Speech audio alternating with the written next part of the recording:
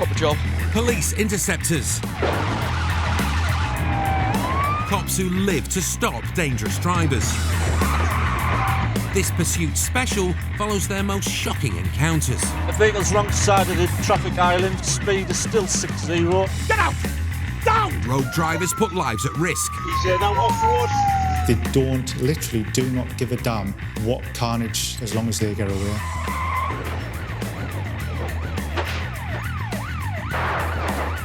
She's running the unmarked car now. We are approximately 10 miles behind, so we're going to make some ground.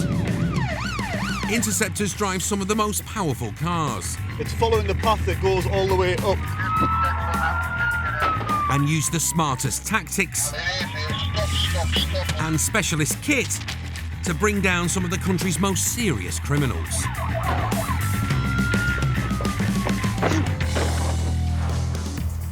Coming up in this pursuit special, a reckless runaway throws the lives of a residential estate into jeopardy. What was going through his head and why put all those people, including himself, at risk? Wrong side of the roundabout. High risk. Dangerous and on the run, suspected armed robbers tank it the wrong way up a dual carriageway. And a suspected car thief makes a potentially deadly turn. He put himself in danger, put us in danger, he put people on the roads in danger.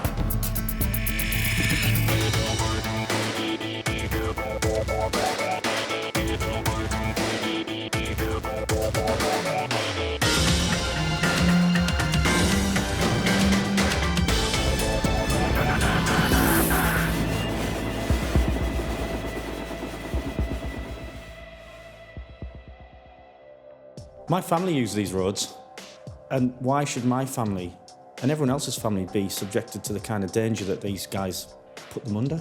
In any pursuit, everybody is at risk. Members of the public who are around, ourselves, and also the people who run away. Some people are plumbers, some people are carpenters. You know, I'm a cop, that's what I do, put myself in harm's way to make the road safer. Drivers that fail to stop for the police are often unpredictable and dangerous. When fleeing criminals head into urban areas, they're extremely difficult for the interceptors to deal with. With narrow streets and pedestrian foot traffic, runaway drivers pose a huge risk to innocent bystanders. They do everything they can, driving across curbs, driving across fields, excessive speed outside of schools. The risks that we can't take, they will take them to get away. It's the school holidays in Middlesbrough. The interceptors are in pursuit of a silver Vauxhall Zafira. The bloke behind the wheel's not wearing a seatbelt, which initially alerted the cops to the car. Whatever he's got to hide, this could be about to turn ugly. Vehicle has one male from Thorndike Avenue. A few miles away, two more single-crewed interceptor cars are gunning it to assist. Advanced drivers Amanda Stokes and Neil Armstrong, known as Parmo. One of my colleagues in Middlesbrough have got a vehicle failing to stop, so we're just going to try and make ground to get there and see if we can offer assistance.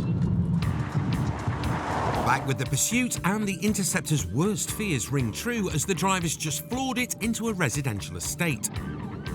When you're pursuing a car and it heads into a housing estate during daylight hours where you know there's kids playing, your heart sinks. It's horrible.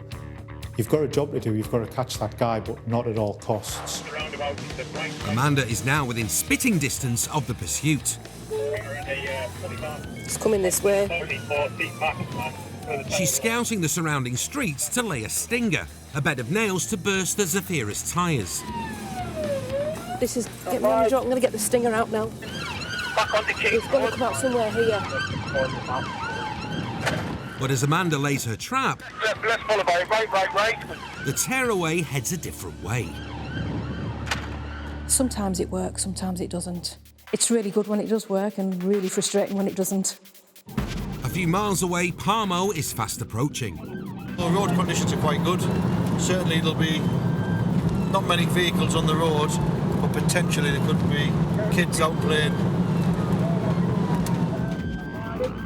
The interceptor is spot on. A few seconds earlier, and the driver could have wiped out the lad on a push bike. Keep on left, off-road along this footpath. Off-road, he's now recklessly flooring it inches from front gardens. Sometimes it never ceases to amaze me, the actions of some of these drivers. They seem to have an overinflated sense of their own capabilities. They think that they're better drivers than sometimes they are, so quite a lot of the time a pursuit will be brought to a close because the vehicle's crashed, because they've got it wrong.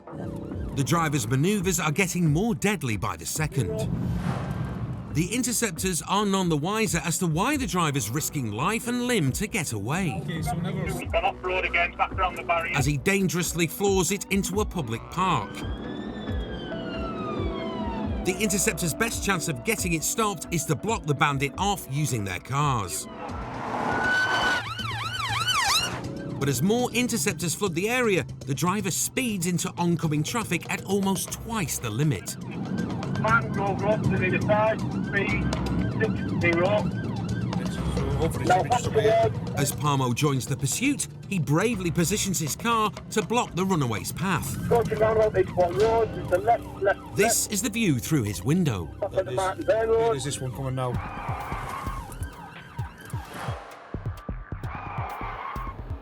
By positioning my vehicle, it was hopefully going to entice them to continue along the main road for the vehicles to catch up. But obviously I had different ideas, and at one point I was bracing myself for an impact. Can we get you to Scotland Avenue, please?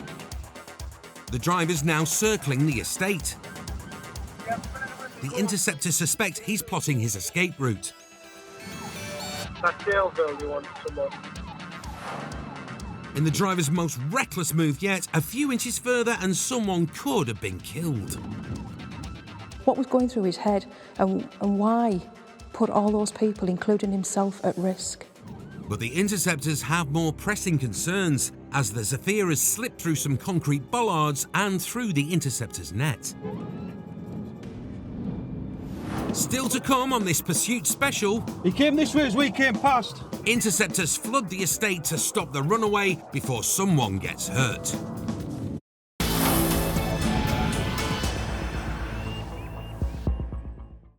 Earlier, Parmo, Amanda and two other Interceptors pursued a Vauxhall Zafira as it recklessly tore through a housing estate in Middlesbrough. There's enough units that's following it. Quite literally risking life and limb. The cops have no idea why the driver's running, but he slipped through a set of concrete bollards and disappeared out of sight. It is a little bit of a pride thing, isn't it? You don't want them to get away. You do want to get that vehicle stopped, and you want to get the driver apprehended. That's your ultimate goal at the end of the day. And sometimes for that not to happen, it is incredibly frustrating. However, their frustrations are short-lived as one of the Interceptors has caught up with the Zafira. And as he runs out of road, the driver once again goes up the pavement.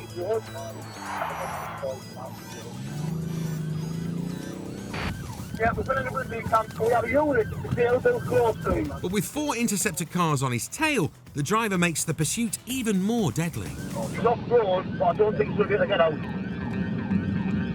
It's an unbelievable move. With no regard for safety, the driver is squeezing through a narrow pedestrian pathway. He's abandoned Daleville. He's gone that way. He came this way as we came past. Off camera, the driver dumps the Zafira and legs it. 7 West Station. He's deep camp Daleville close. He's either in one of these buildings or one of these houses because he knows somebody, or he's straight over the walls and fences. Whilst Parmo is searching, other officers have entered a house and found who they suspect is the driver hiding in a pantry. He's got a quite distinctive face, and to be fair, he nearly hit the back of our car as he decided to swerve towards us.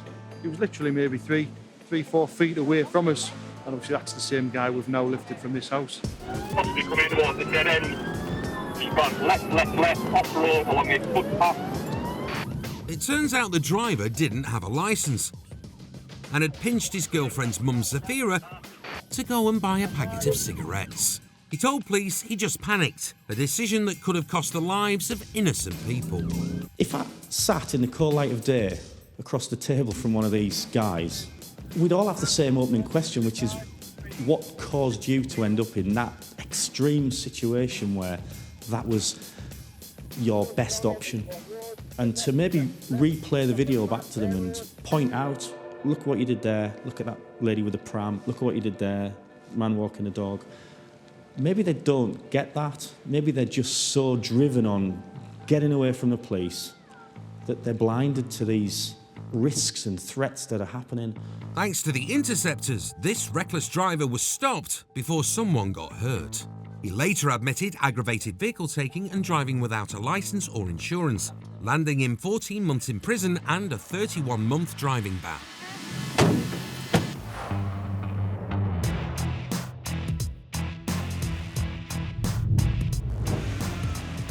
The Interceptors don't become pursuit specialists overnight. 4-0, hard shoulder, hard shoulder. It takes drive, dedication, and hundreds of hours intense training. Manoeuvres like tactical pursuit and containment, or TPAC, make a runaway's escape almost impossible. Police cars sandwich in the target car whilst it's still moving. Move out, move out, move out. But as PC Paul Jackson knows from experience, when doing it for real, it's not for the faint-hearted. Yeah, but as soon as the pursuit kicks off, you get that adrenaline surge, and yes, it is exciting, but you've just got to pull yourself round and put your professional head on, and you're trying to get it concluded as quickly and as safely as possible. It's a manoeuvre every interceptor works hard to master, and one most crooks on the road dread, because it's so hard to escape. Take your seatbelt off. Take your seatbelt off now. With every TPAC incident, there's always an element of risk. Always an element of risk. Officers in Yorkshire are in pursuit of a Vauxhall Insignia that's been clocked doing over 120 miles per hour and are about to attempt a TPAC manoeuvre.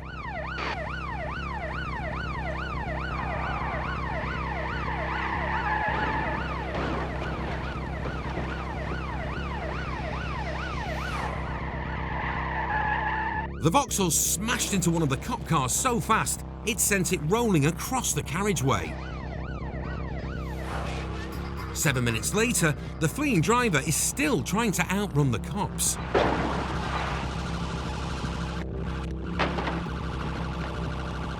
Unbelievably, the reckless driver had his girlfriend in the passenger seat and was later sentenced to 3.5 years in prison. Fortunately, the 2 police officers involved made a full recovery.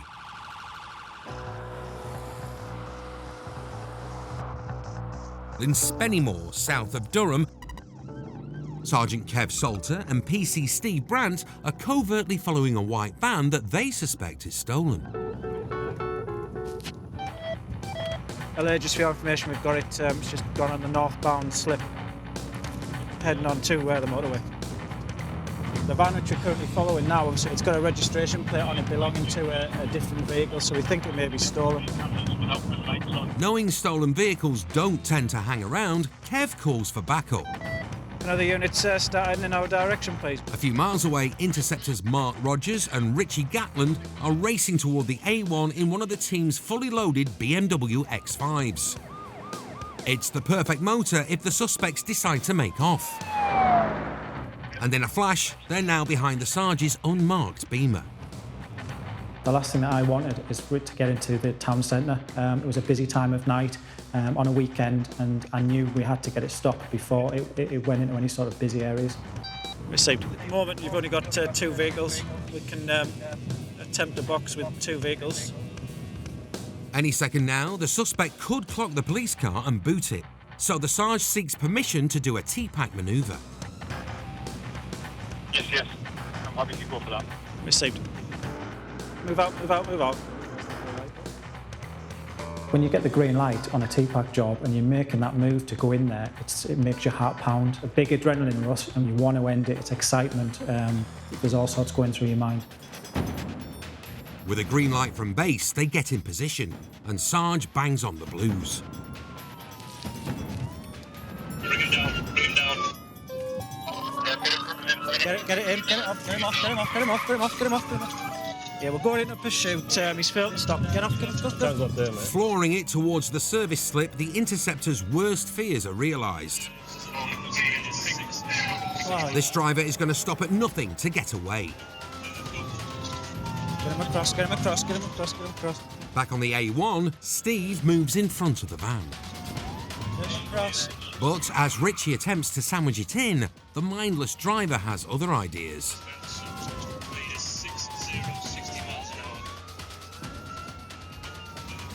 Suspects that want to get away from us will literally do anything. They'll go down carriageways the wrong way, go across red lights, go across roundabouts the wrong way.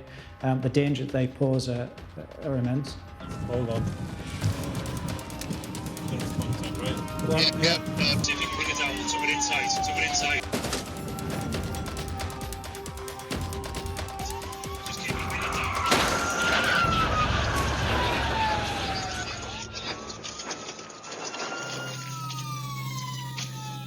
In one of the most reckless moves ever caught on camera, the suspect pulls into the path of Richie's Beamer, sending the van careering across the carriageway.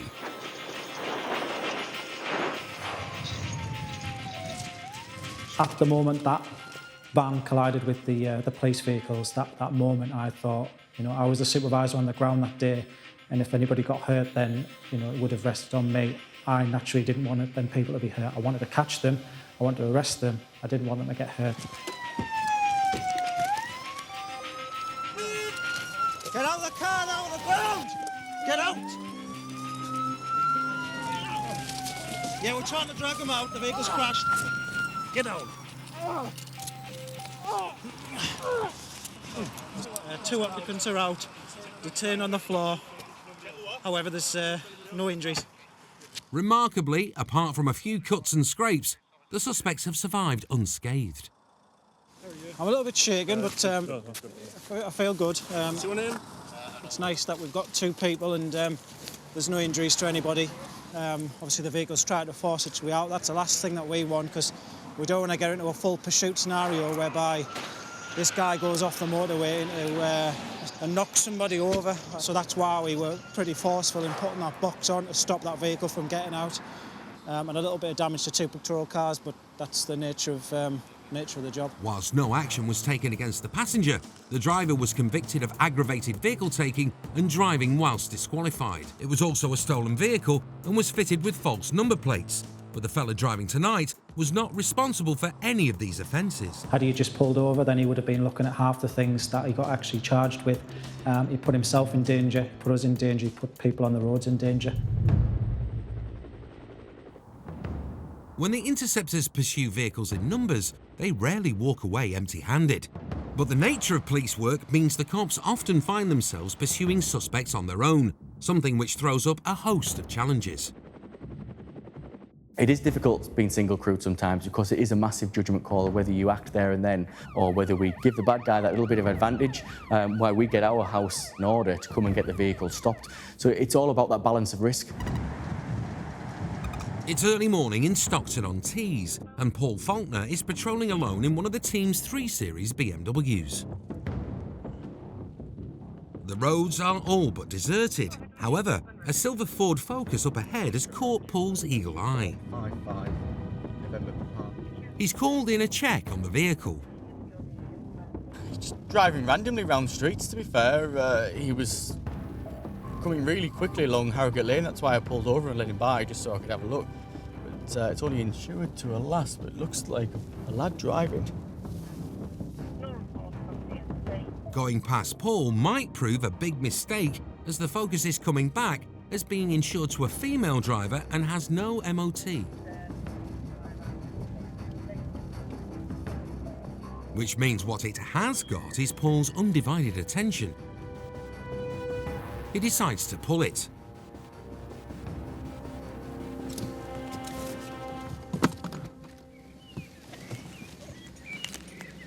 Time for a chat with the driver.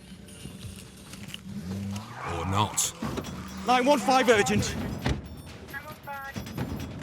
Vehicle failing to stop, Rochdale Avenue, the Focus. He's running, and by making Paul get out of his car, he's gained a couple of seconds. Left, left, left onto Romsey Road. Left, left, left onto Rochford Crescent. Road is wet, it's clear, there's no other traffic, no pedestrians. It's about to decamber into a dead end.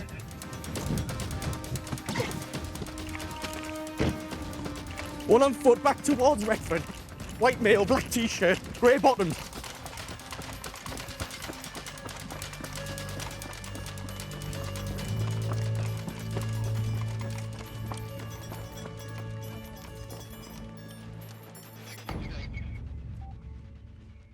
Give us the location, please. Paul thinks he hears someone running. Rochdale Road, back towards Ragpath Lane. Still on foot.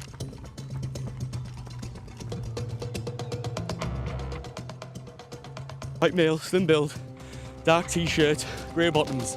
I've lost him in the gardens, somewhere between Rochdale and Romsey Road. Paul is worried the runaway will head back to the car. Back round the other side, in case he goes back to the car. There's a red Toyota just pulled up. I don't know if he just got into it. Sorry, a Honda Type R, stand by.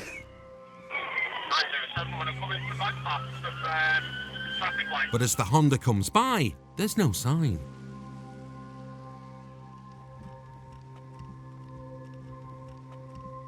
Thankfully, the runaway car is still there.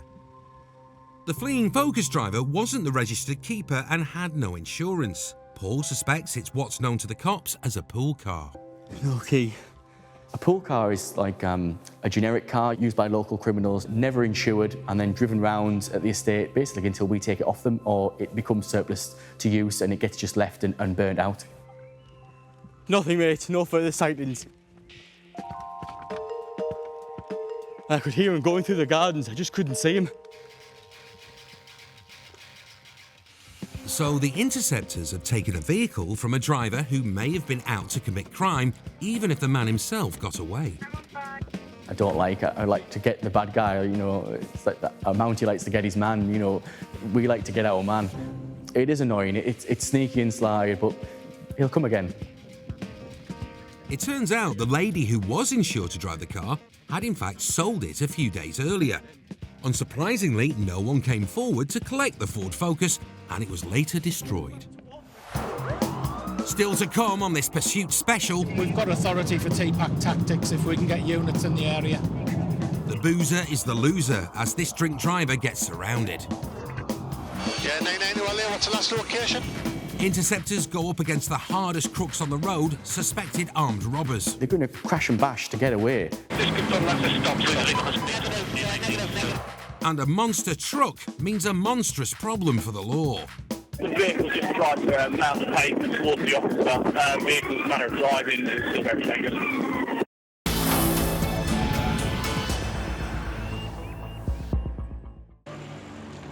People pay no attention to the person wearing the uniform. They just see the uniform. They pay no attention to the individual behind the wheel of the police car. They just see the police car. People do see us as an easy target, and we're often the brunt of people's frustrations and anger. A car can be a deadly weapon in the wrong hands, but a 30-ton tipper truck is the stuff of nightmares. In Norfolk, the copper chop has been lifted as officers are in pursuit of this six-wheeled beast. A quarry worker has pinched the vehicle and is now careering dangerously across a dual carriageway. Vehicles crossing lane 1 and lane 2, swerving to prevent the vehicle behind from overtaking. Up ahead, an officer is armed with a stinger to try and puncture the truck's tyres. Unbelievably, the driver makes a beeline straight for the cop. Reckless doesn't even come close. Pretty Alpha, the vehicle just tried to mount the pavement towards the officer. I think it was pretty high up by the front and near side wheel. It's not had any effect. The vehicle's manner of driving is still dangerous, very dangerous. The police have no idea why this tearaway is intent on causing carnage, but it looks like his one-man wrecking spree has only just begun. Yeah, first 4 vehicles rammed a police car. Fortunately, the mashed cop car is empty. The cops know it's only a matter of time before someone gets hurt. What do you do with a dumper truck? There are no tactical options that come to mind for me. You just have to stop that driver somehow. Yeah, it's still got an officer. You need to get yourself out of sight. If he sees you, he'll go for you. He already has done once before. And it gets worse.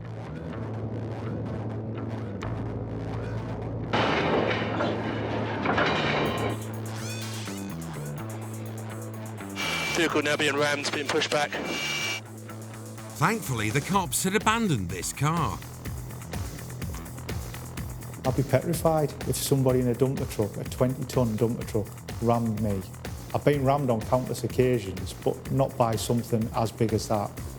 He's now gone round it. You've got to be thinking game over if something like that's coming at you. You know, you could be killed. On the move, it's rammed the police vehicle out of the way. The runaway tipper's now been going for 2 hours, clocking up 37 miles. And to the horror of the police, he's just entered the market town of Brandon in Suffolk. But it looks like a tearaway tipper driver's had enough, and there's a huge sigh of relief as he dumps the vehicle and is quickly cuffed. It turned out the bloke had been on an amphetamine binge and took the tipper in a fit of rage because the air conditioning in the truck was too hot. After causing £50,000 of damage, he was sentenced to 14 months in prison and banned from driving for 2 years.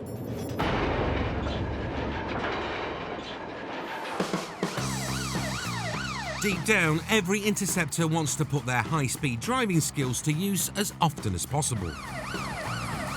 The second the police radio crackles into life with news of a pursuit, they're itching to get involved. Once that pursuit starts, the gloves are off, and every traffic cop in the region will be listening to that and will be thinking, can I help? What can I do?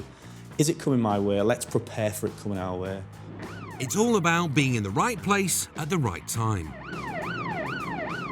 It's just gone 1 a.m. PC Andy Lawson has just got details of a high-speed pursuit, a runaway Peugeot driven by a suspected drunk driver. One of the traffic cars is pursuing another car on the A19 North at 110 mile an hour. The drivers had several life-threatening near misses and touched 125 miles per hour. The trouble is, it's all happening on the road Andy pulled off 15 minutes ago. And it's just where we've come from, which is a bit unfortunate. We are approximately 10 mile behind, so we're going to make some ground to try and catch up. Andy floors the Beamer. 10 miles ahead, an Interceptor is glued to the rear bumper of the runaway Peugeot. We're some of the best trained drivers in the country, so once the Interceptors are behind them, the chance of them getting away is very, very slim indeed. It's like James Bond without the women. And another budding 007 has joined in the pursuit. We've now got 2 cars behind it. We've got authority for TPAC tactics if we can get units in the area. Andy's foot is hard on the throttle. TPAC usually calls for 3 cars.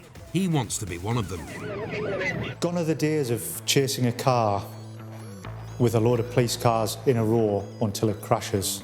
So the first thing you're doing is you're on the radio, letting your comms know and letting your crewmates know, I'm chasing this car, this is where I'm at, I think this is where he's going. And you're trying to put your pawns in the right place effectively. If this really is chess on wheels, then Andy's got tough competition to be on the board. Multiple cars are now racing to intercept the speeding Peugeot. There's now 3 vehicles near it. Failed to stops often try to throw off pursuers on smaller roads. But this guy's been speeding in a straight line for so long, he's now got coppers from 3 counties on his tail. It's been heading on the A19 North now for 20 miles. They tend not to stay on these roads that long and try and lose us on the back roads, which tends to suggest it's somebody from out of the area trying to get home. Andy's closing in, but 2 miles ahead, the Peugeot pulls off the main road. He's giving a convoy of cops from 3 forces the right runaround. Left 1, left 1. Left 2, left 2. Left 3, left 3. The dizzying double lap of Chester Road roundabout is the best clue yet that this guy may have been on the bottle. 40 round around the bridge again. And again, left 1 for the puncture. Left 2, left 2. Left 3, left 3. Taking the fourth. After his fruitless spin on the roundabout, he enters an estate. To Shiny Wall Shopping Centre. Medium risk, speed 50. As the roads get narrower, so do his options. Until soon, he's got nowhere to go. It's going to be a decamp. It's a slow standby.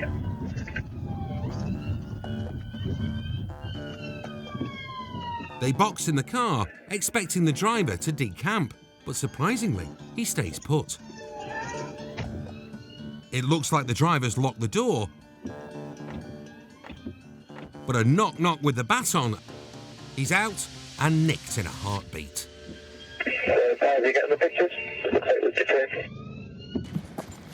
Just in time for Andy to arrive and watch him get locked in the back of a van. He's been breathalyzed and he's blown 90, hence the reason why he didn't want to stop. This one chap who thinks it's safe to drink drive and then drive on the motorways and the dual carriageways at upwards of 115 mile an hour. Luckily, this has ended safely with no one killed or injured. It could so easily have gone wrong, especially when you provide a sample of 90. The driver of Andy's elusive Peugeot was found guilty of drink driving, dangerous driving and failing to stop. He received a 12-month suspended prison sentence, 120 hours unpaid work and a 4-month curfew. Plus, he was disqualified from driving for 4 years, after which he'll have to take an extended test.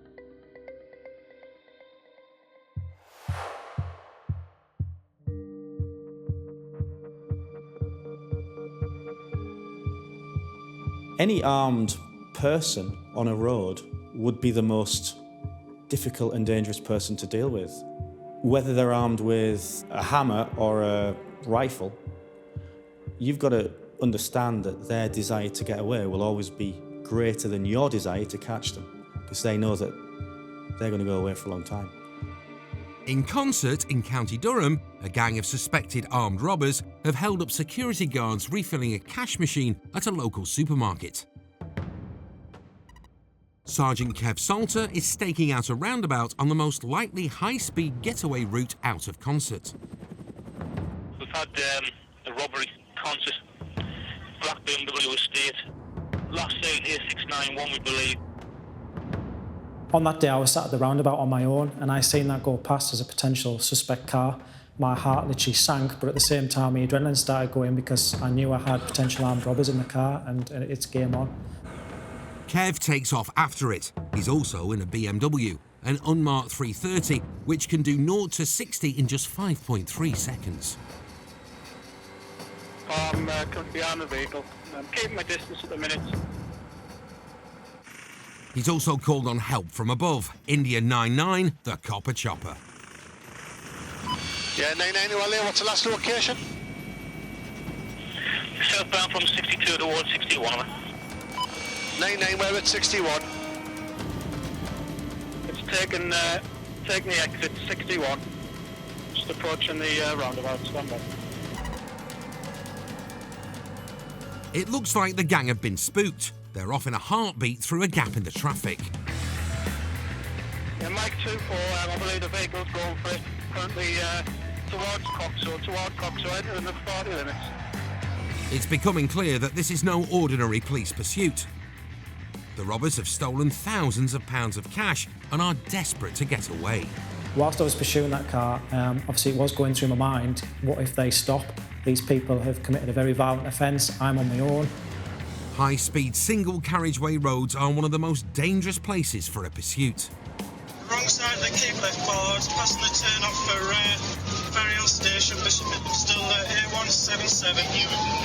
And this is why. If this driver had pulled out moments earlier, the gang could have caused carnage. The robbers raised the stakes to new levels. Sandsor roundabout, wrong side of the roundabout. High risk. The cash point thieves are on the wrong side of the road, heading straight for oncoming traffic. This also could end in carnage. More marked interceptors have now joined the pursuit. But what the BMW driver is doing now is sheer lunacy. I can only think of the terror it must be for someone driving along with their family to be confronted by a car travelling in the opposite direction on a motorway or dual carriageway. It must be a horrific thing to see. Yeah, taking the 177, eastbound. The pursuit is back on the right side of the dual carriageway. With the help of an unaware truck, the interceptors storm into position to box the car in.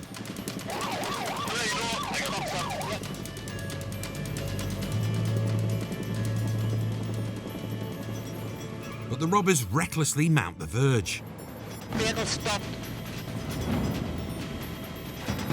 And floor it down the slip road. Just confirm that's a stop. Negative, he's got his way out of it, he's continuing. It's been 50 minutes now, and the chopper has only got enough fuel left for 30 more minutes of flying. The interceptors know they need to force the issue. The BMW hangs a sharp left to throw off his tail, sending these kids running for their lives. He thinks he can get away down here.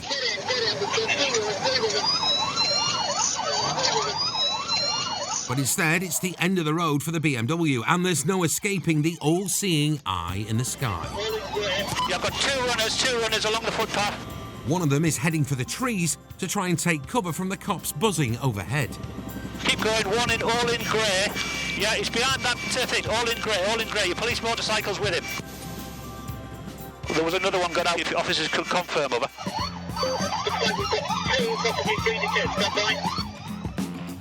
Finally, after nearly 100 miles and travelling over 3 counties, the interceptors have the suspected armed robbers in cuffs. The gang had travelled up from Leeds to carry out the job. They stole £115,000 and the BMW. 3 of them were sentenced to 9 years in prison. The other one, who was only 18 at the time, was sentenced to 6 years in a young offenders institution. This is a day the interceptors won't forget. That day I went home with a big smile on my face, knowing that we'd taken those criminals off the streets. When you stop and you come back and you think, wow, what have I just done? You know, what have I just been involved in? The just amazing, but also sobering as well. 7 of the officers received commendations for their bravery and pursuit management that brought this to a safe ending. Still to come on this pursuit special, a runaway driver nearly steals one officer's life, and the interceptors go at maximum speeds to get behind a major league heroin dealer. To say that a car was coming into the area, potentially with a lot of drugs on board.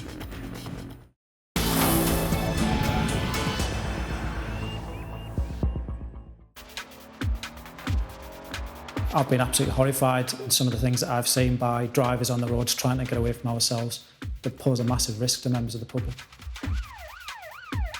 On the M25 near Chertsey, the police are trying to stop a fleeing BMW by blocking the road with one of their patrol cars.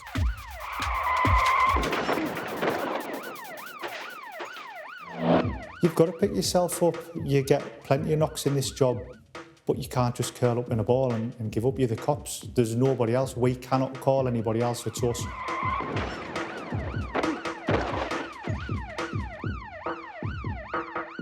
Incredibly, the officer gets up and gives chase. He single-handedly apprehended the driver with help from his taser stun gun. The driver was sentenced to 23 months in prison for dangerous driving and a number of other offences. The interceptors are amongst the most highly trained pursuit drivers in the country. But in certain situations, stopping a pursuit before it starts is where they earn their keep. It's mid-afternoon in Hartlepool. Sergeant Paul Faulkner is responding to a call about a vehicle that may be being used to ferry Class A drugs around the country, and it's on the move. Proper job. Some really, really hot intel to say that a car is coming into the area, potentially with a lot of drugs on board. Paul's got a lot of ground to make up. Thankfully, he's a pursuit-trained interceptor. It's what he does best. And he won't stand for drugs hitting his streets. The information came to us pretty last minute. Intelligence was that it's being used in supply of drugs coming into the Cleveland area, so we want to make sure we get to have a good, clear search of it, see if there's anything in there. The interceptors don't want to miss the suspect car. I'm on Mandale roundabout. So they have a second unit up ahead, watching another route the car might take. And there it is. One of the BMs got behind it. 915. I'm behind that vehicle now. It's a Seat Leon that we're after. With a major haul of drugs believed to be in the car, Paul is desperate to catch up with the suspect. He may need to assist the X5 in blocking in the car. Using speed to get into the pursuit is vital quite a lot of the time. You know, we've got high-powered cars and we really put them to test. We need to use them, not only to get into the pursuit, but try and get ahead. So we've got other tactical options there, whether we use a stinger or whether we create that box so we can get the T-pack on and get the car stopped. The interceptors have 2 cars in place to block in the suspected dealer if he tries to take off. But this bloke either doesn't fancy his chances against the interceptors or there are no drugs in the car. And a further worry, the suspect is as nice as pie. Sometimes you stop a vehicle and their demeanour is so cooperative and decent and nice that human nature means that you can actually turn off a little bit. But this suspect has spilled the beans about something on the baby seat in his car, and it will absolutely shock the interceptors. This carrier bag is full of the brown stuff, and I don't mean dirty nappies.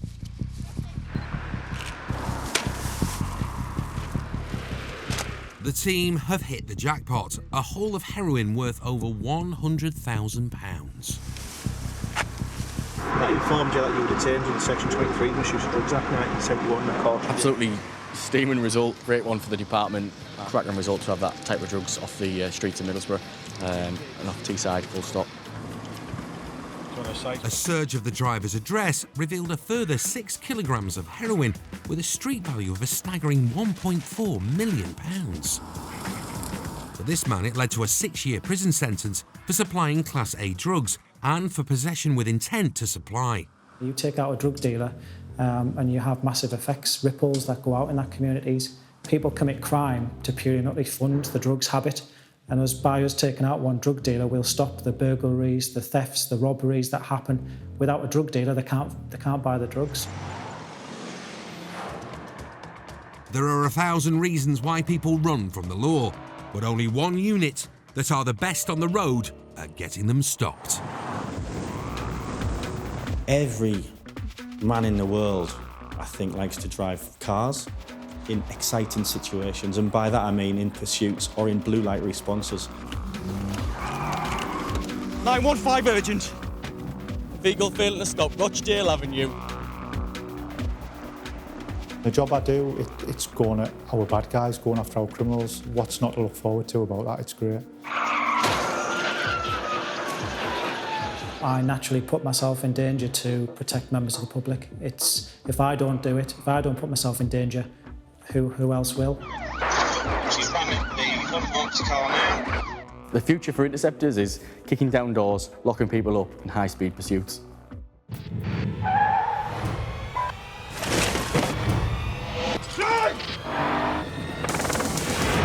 Police interceptors, the fatal 4. Driving intoxicated. Do you want Tasering? Without a seatbelt. Distracted. Or at speed are the most common causes of fatalities on our roads. Keeping our roads safe and curbing deaths are the Durham and Cleveland Interceptors. Stop shouting at me! This dedicated team of enforcers will hunt down, stop and lock up anyone breaking these simple rules. Police! In this exclusive episode, I'm on the front line as the Interceptors crack down on the fatal 4. If that baby's head hit against the back of the car, they'd be dead. Kev Salter is on the trail of a tearaway driver. It was high risk. And I discover the true horror of speeding. She took most of the smash. The world just fell apart then.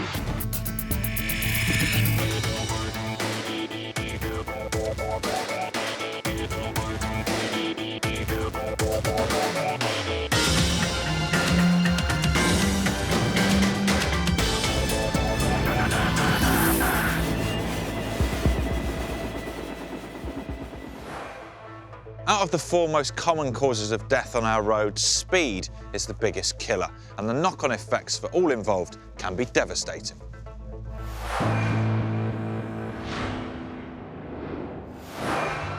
Speed kills, and no more so than when our roads are treated like a demolition derby. Vehicles. This tearaway turned a Golf into a two-wheeler, and his total disregard for other road users didn't stop there. Into 40s, risk is now high. The 40 limit means nothing, as he hits speeds over 100 miles an hour on residential streets. Here's another speeder. The eye in the sky caught this fleeing fella breaking every rule in the book. Undertaking at high speed meant the Interceptors had to get this pursuit stopped, and fast. It's a stop, stand by. But it's not just fleeing fugitives who break the speed limit. 8 people die a week due to driving too fast. These are often very preventable deaths. Interceptors like Kev Salter are unapologetic about trying to stop them. You get some members of the public who are really grateful that we're sat here enforcing it, because obviously word gets about. Yeah. And then you get other members of the public that Furious. are furious that we're sat here. Yeah, those members of the public wouldn't be complaining if it was stopping them or their families from getting hurt on the roads, would they? That's exactly correct. Using a camera is an effective tool in the battle against speed. And when Kev recently spotted a suspect vehicle... For a Peugeot, it's just passes in the opposite direction. It's hit the AMPR camera, no tax. It was his onboard camera that proved vital when the driver, for no apparent reason, decided to bolt it. Hello, agent, I've got a vehicle failing to stop. It's close to rush hour, and an icy fog has descended over Durham. Undaunted, the runaway driver is now travelling at close to 60 miles an hour. Visibility is poor and the roads are slippery, so driving at these sorts of speeds is a recipe for disaster. There's your 406 in blue, I believe. In a desperate bid to shake off Kev, the driver darts off the main carriageway and tries his luck along an icy, narrow country road. First left towards Camden. But whatever the weather, this driver is travelling way too fast. Stand by, he's going right towards Camden, he's just almost lost it. The Bolshe Bandit came within a hair's breadth of ploughing head-on into an oncoming car. This is now a collar that Kev is desperate to feel. Towards Camden on the back roads. The driver is determined, for whatever reason, to make good his escape, now speeding at nearly 50 in a 30 limit.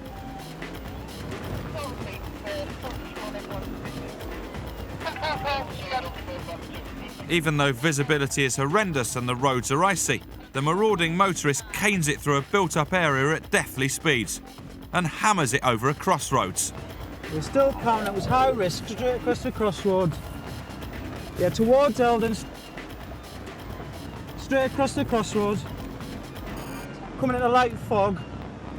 5 minutes into the foggy pursuit, and Kev is managing to stick with the reckless runaway, helped by the driver's fog light acting as a target. Towards Shildon, speed is 50. The bloke behind the wheel is now dicing with death, doing 50 miles an hour in a 30 on the wrong side of the road, and tries to shake Kev off his tail by taking a sharp left, cutting the curb. Right. St Paul's Terrace, left.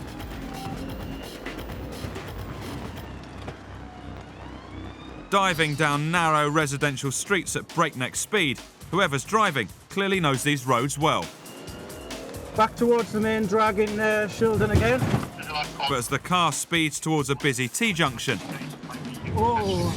with a total disregard for other motorists, the driver bolts left. To the left, left, left.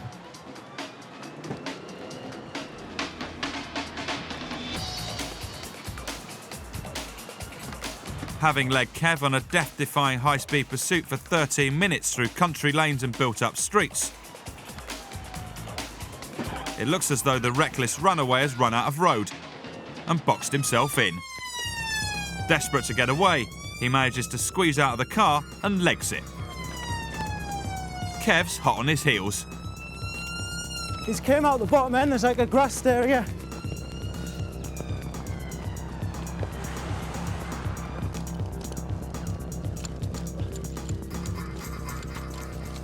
In the fog across an open field, Kev loses sight of the runaway. On your right-hand side as you enter, there's an open grass field area. Thankfully, other police units have swarmed the area. Kev returns to the abandoned car. Is everything all right with this car? No, is it mine? Has he hit it, has he? The damaged vehicle is just another thing to add to an ever-increasing list of wrongdoing. He's nudged into that front car because he hasn't obviously been able to get past. He's nudged the car, jumped out, which is probably a saving grace, really, because he was starting to take more and more risk as time went on. We've just got the helicopter up now. He's going to do they're going to do an area search over the open ground there, see if we can find him hiding anywhere. As the police helicopter directs cops to the other side of the field where the driver was headed, Street neighbour and postcode where this lad was last seen. Kev searches the abandoned Peugeot for any clues. It's not long before one of the units spot a bloke matching the driver's description run into a house. The lad ran in, now he's quickly getting changed in the living room. The Interceptors move in, but the bloke makes another break for it. He's run into a house, quickly got change, and he's literally then bolted out the door. But with the eye in the sky and units on the ground, the net quickly closes in. Empire Street, the officers just stopped that male, you are on camera. Luckily, cops have managed to grab hold of this lad, so he's been lifted now for all the offences. That's one fatal four suspect collared, but the reason for this outrageous display of speeding, the driver didn't have a licence or insurance. He was charged with those offences, but in court. The man was found not guilty. It's teamwork. Without the others, I could never have got hold of him because he was off like a whippet.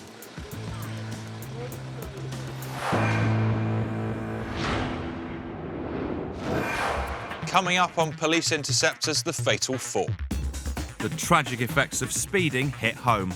Deep down I knew there was something wrong, something really bad. I see what it's like to drive drunk. The car's in this direction. Oh, my hands. You can't see the handle, no? And if this driver thinks he'll escape the Interceptors, he's barking up the wrong tree.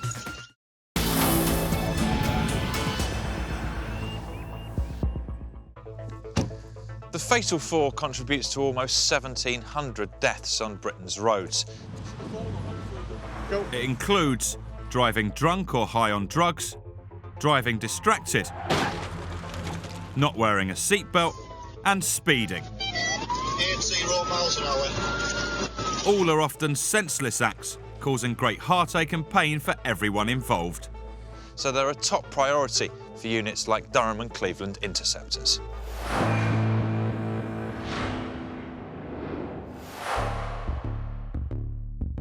Just how catastrophic the effects of speeding can be were highlighted in a fatal crash between a Fiat 500 and a gold Citroën Zara in Shotton Colliery.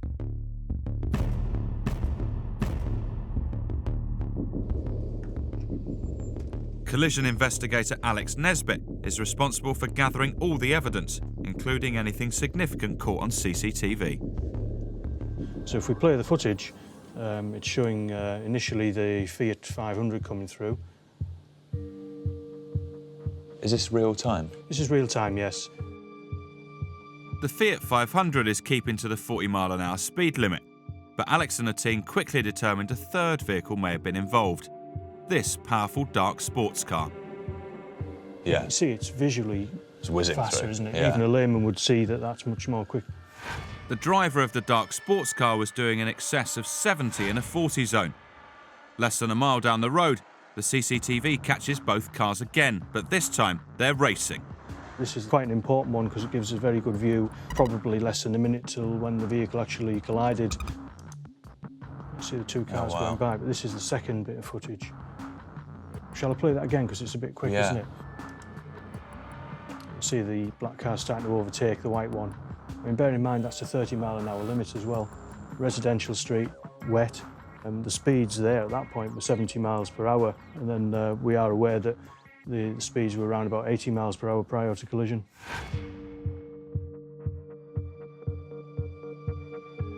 Seconds later, the dark sports car overtook the Fiat 500, causing its driver to lose control and plough head-on into a gold Citroën.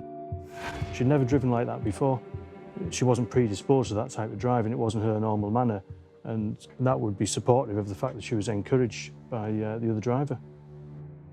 Essentially, she was driving too fast in conditions that weren't favourable. Even an advanced police driver responding to an incident wouldn't do 80 miles per hour down that street.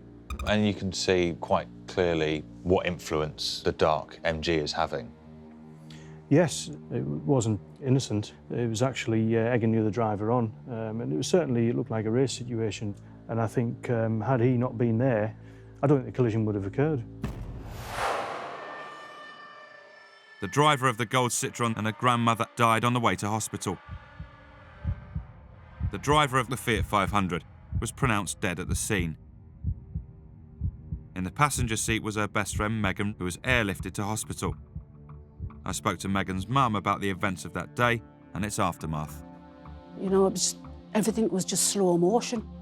You know, from then it was terrible. I knew there was something deep down. I knew there was something wrong, something really bad. And we got there and it said she was in theatre. She was bleeding. It couldn't stop the bleeding. Anyway, after a while, he come back and said she took most of the smash. She was smashed to bits, basically. And I said, I want to see you before you take her back down for another, she's going down for another operation, and took it down. She looked beautiful. No marks on her, but it was just all internal and that, you know. And when she came out of the other operation, they said, we've stopped the bleeding anyway. The doctor came in to see us. And I said, is she going to be okay? And he knelt down in front of us, just took my arms and he said, no. You know, and that's, the world just fell apart then. You try to get her through to kids, you know what I mean? They think it's a game, some of them, you know, just keep to your speed limit. Because if that was the case, our Megan would still be alive now. The street racer who caused so much carnage and heartache pleaded guilty on 3 counts of causing death by dangerous driving and in relation to a previous incident causing serious injury by dangerous driving.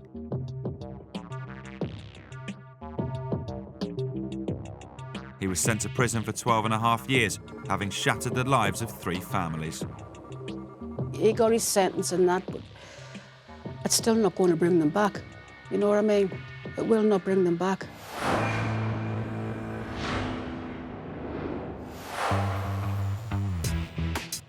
The devastation speeding can cause is clear to see, and yet drivers, for whatever reason, still do it. It's an early summer's evening and Paul Jacko Jackson is on patrol in Darlington. As he approaches a mini roundabout, a red pickup truck being driven over cautiously gets his interceptor instincts twitching. As Jacko stops to let it pass, the pickup bolts it at high speed. LA Urgent, Mike 22, vehicle failed to stop. Harris Street, Darlington. Romeo Victor 5-3.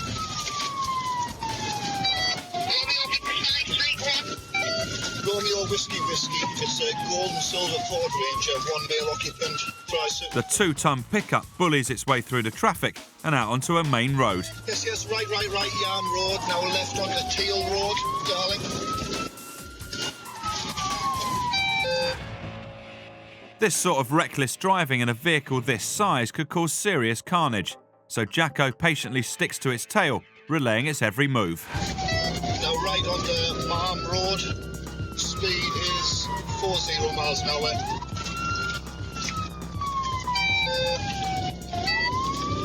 Now left on the McMullen Road.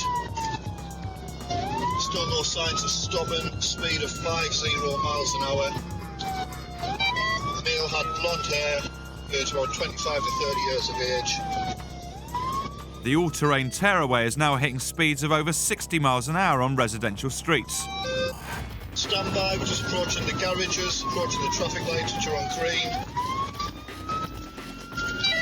Medium risk. Just continue straight over the traffic lights. Speed of 80 miles an hour. Seeing the open carriageway, the driver boots it up to 80, but doesn't realise he's approaching a junction. So left. And ploughs head-on into a tree. Not only was it a miracle no one was killed during his rampage along residential streets, but just beyond the tree was a packed park with families enjoying the good weather. Incredibly, he's able to get out of the pickup, but not away from the Interceptors, and it's a fleeing Fatal 4 fugitive banged to rights. The driver pleaded guilty to failing to stop, dangerous driving, and driving with no licence or insurance. He was sentenced to 6 months in prison, suspended for 18 months, given 300 hours of unpaid work, and banned from driving for 2 years.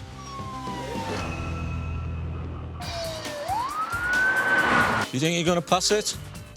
The number of drink drivers is increasing. Sadly, drink still has a sobering effect on an Interceptor shift.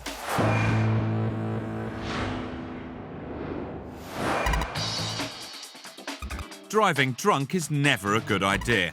Take this driver, for example. He was caught in the act on CCTV as he came within inches of colliding with an oncoming vehicle. And he even had the bottle to kick off. Go on. Get in here, you silly... Eh? Do you want tasering?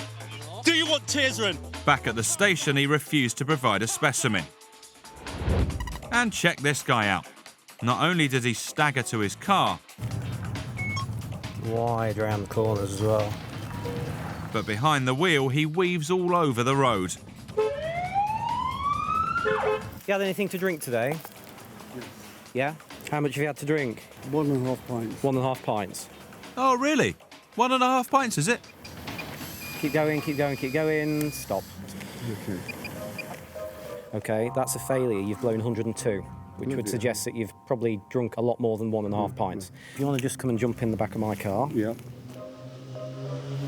So I want to test how my skills behind the wheel would be affected by alcohol. And Kev has got a trick up his sleeve. Well, I'm not going to get you drunk. What I'm going to ask you to do is wear some beer goggles. Yeah, I've heard of them. Somebody who's had quite a bit of drink, gets behind the wheel, this is what they would see. What it won't give you is the confidence of a drink driver. OK, and these are the goggles here? Yep, I shall let you put them on and then we'll get in the car. And then, I'm going to warn you, I'm not a great driver. I've heard. What do you mean you've heard? Well, you look fit. Jeez, the car's in this direction. Hold my hands. You can't see the handle. Like there's a couple of handles. I mean, this is going to be an absolute catastrophe. Join me later to find out how I get on. When it comes to fatalities on UK roads, drink driving is a curse. In the last 5 years, 28 people were killed in Cleveland and Durham in drink driving related incidents. 120 more were seriously injured. Keep blowing and stop. The Interceptors are well aware that every drink driver off the roads is a potential life saved.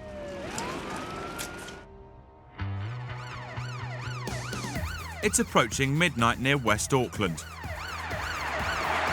And Paul Jackson is back out and tailing a Skoda Octavia that's speeding in treacherous conditions.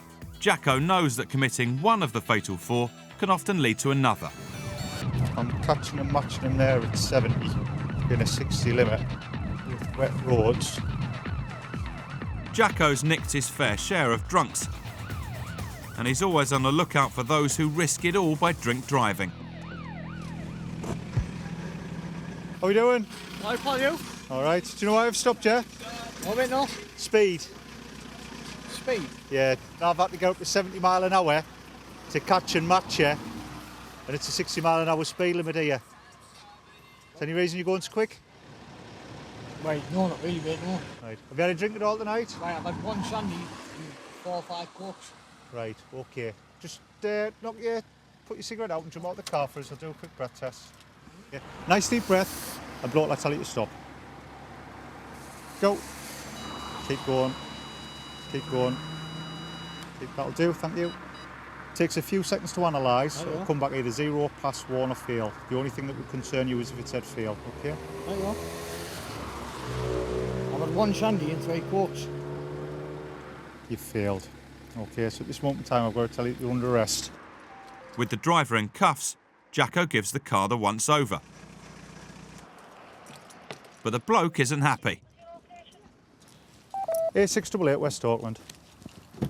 What's up? You're not allowed to go through my car. Hey? You're not allowed to go through my car. I'm just having a look at it. No, you're having a look. Pick this up off the floor, Mike. Yeah, I'm getting your details off here so I don't have to stand and talk to you about them.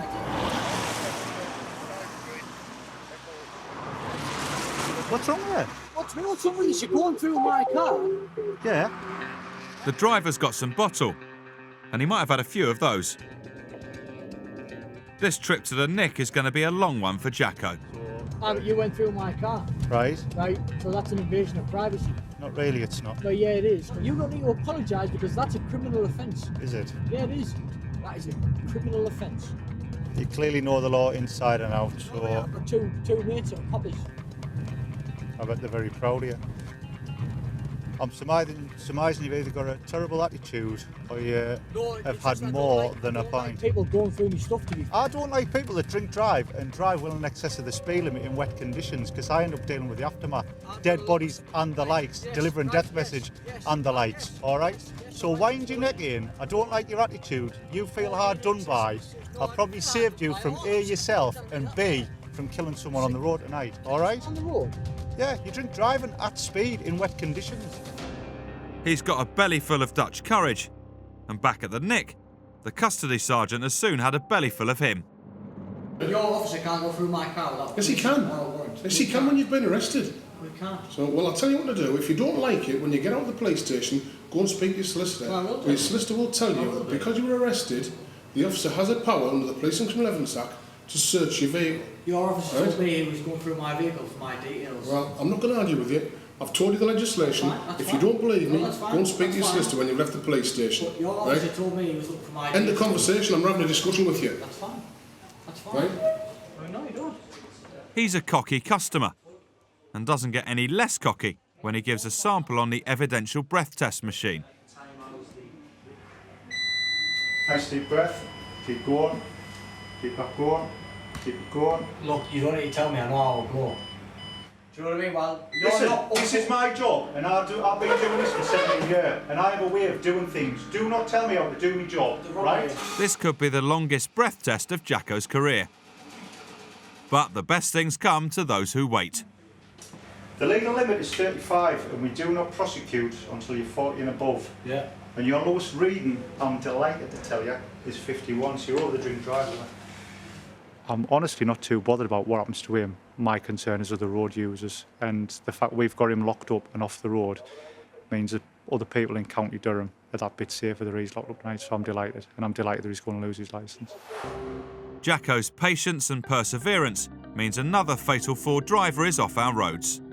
He was fined £394 plus £339 costs and disqualified for 14 months. Though it may take a lot longer for him to get over Jacko searching his car. Coming up on Police Interceptors The Fatal 4, I'm in no state to drive. No one is going to imagine they're going to be able to safely drive like this. Jacko pulls over a pumped-up motorist. Swear one more time, I dare you! And Interceptor Andy Overton tells it like it is. Do you realise if this car stops for some reason, that baby's going to go smack against there and then I'm dead.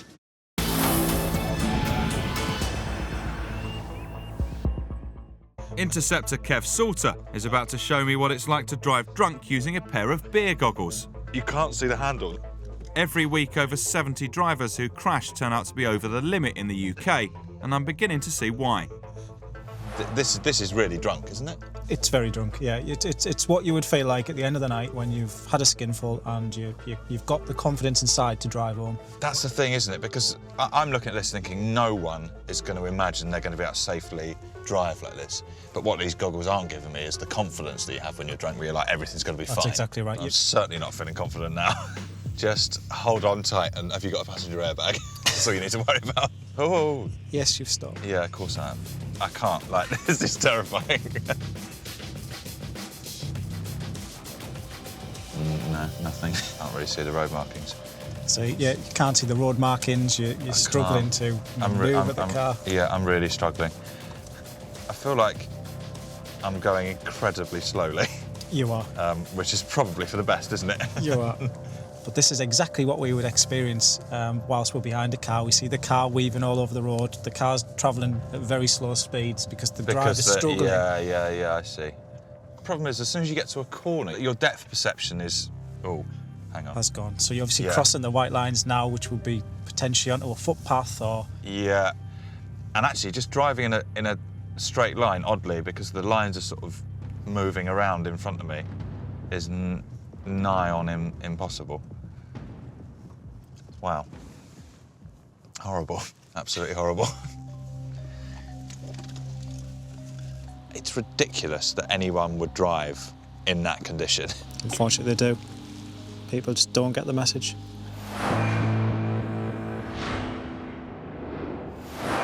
In just over a year of the new drug-a-lyzer being introduced, a staggering 3,500 drivers have tested positive.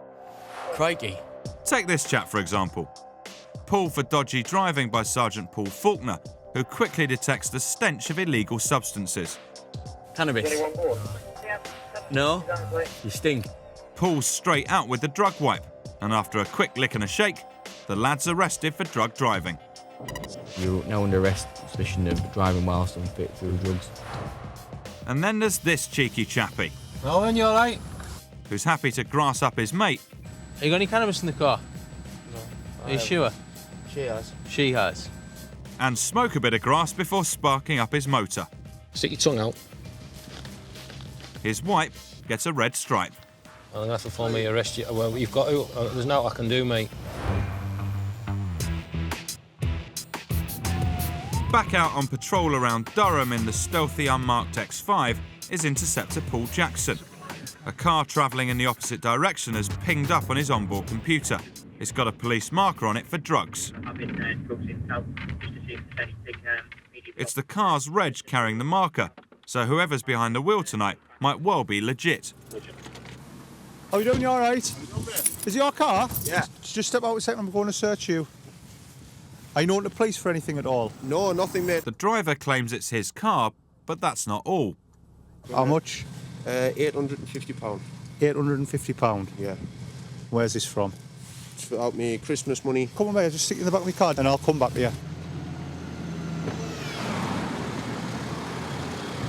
The car has gone past us and it's got an information mark on it. So we've stopped them. There's a self-sealed bag in the door, nothing in it, but he's got £850 cash in his pocket, which he's claiming is all Christmas money. So we'll do a search of the car. The search of the car draws a blank, but driving high on drugs is a growing problem responsible for 200 deaths a year in the UK. It's something the Interceptors are keen to curb. The reason I've stopped you is in relation to drugs intelligence. Yeah. You got £850 in your pocket. What's £850 to you or me? A load of money for me. It's not like anyone's life savings though, really, is it, mate? It's like just a bit of my Christmas money. It's a lot of money for me. Some money, right. I'm not being pedantic, but it's a lot of money. £850 is a lot of money to me. Carrying such a large quantity of cash has already raised Jacko's suspicions, and the explanation for the cash is questionable.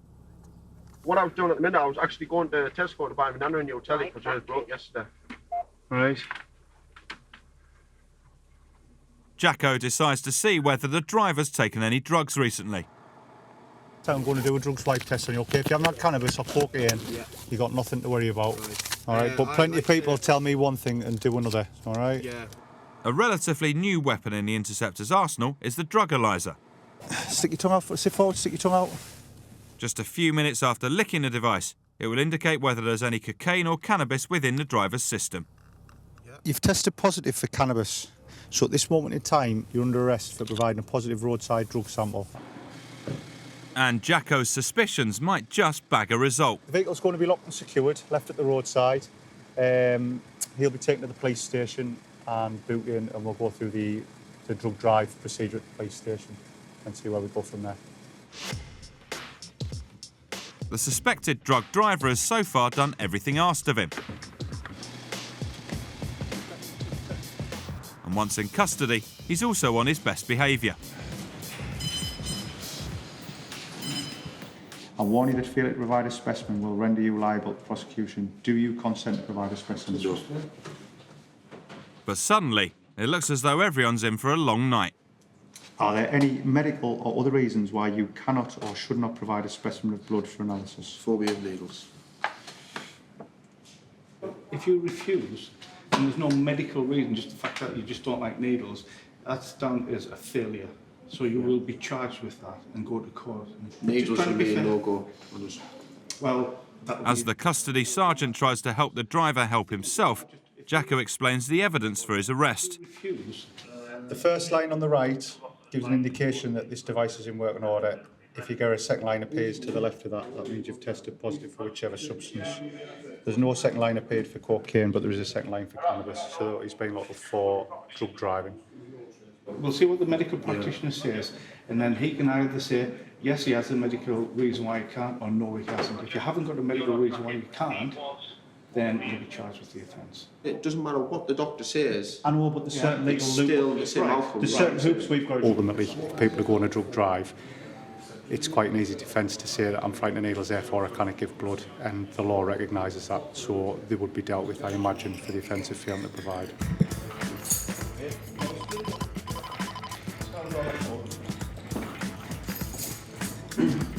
Yeah, we've got the take your shoes off, pull out here, please. We've got the ECP. Driving whilst distracted accounts for almost a quarter of all collisions on our roads. Keen to get this figure down are the Interceptors.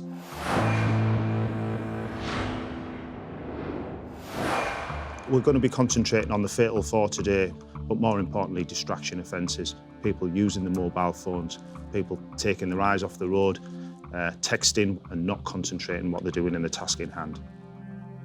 The Interceptors take driving while distracted very seriously, and it's not hard to see why.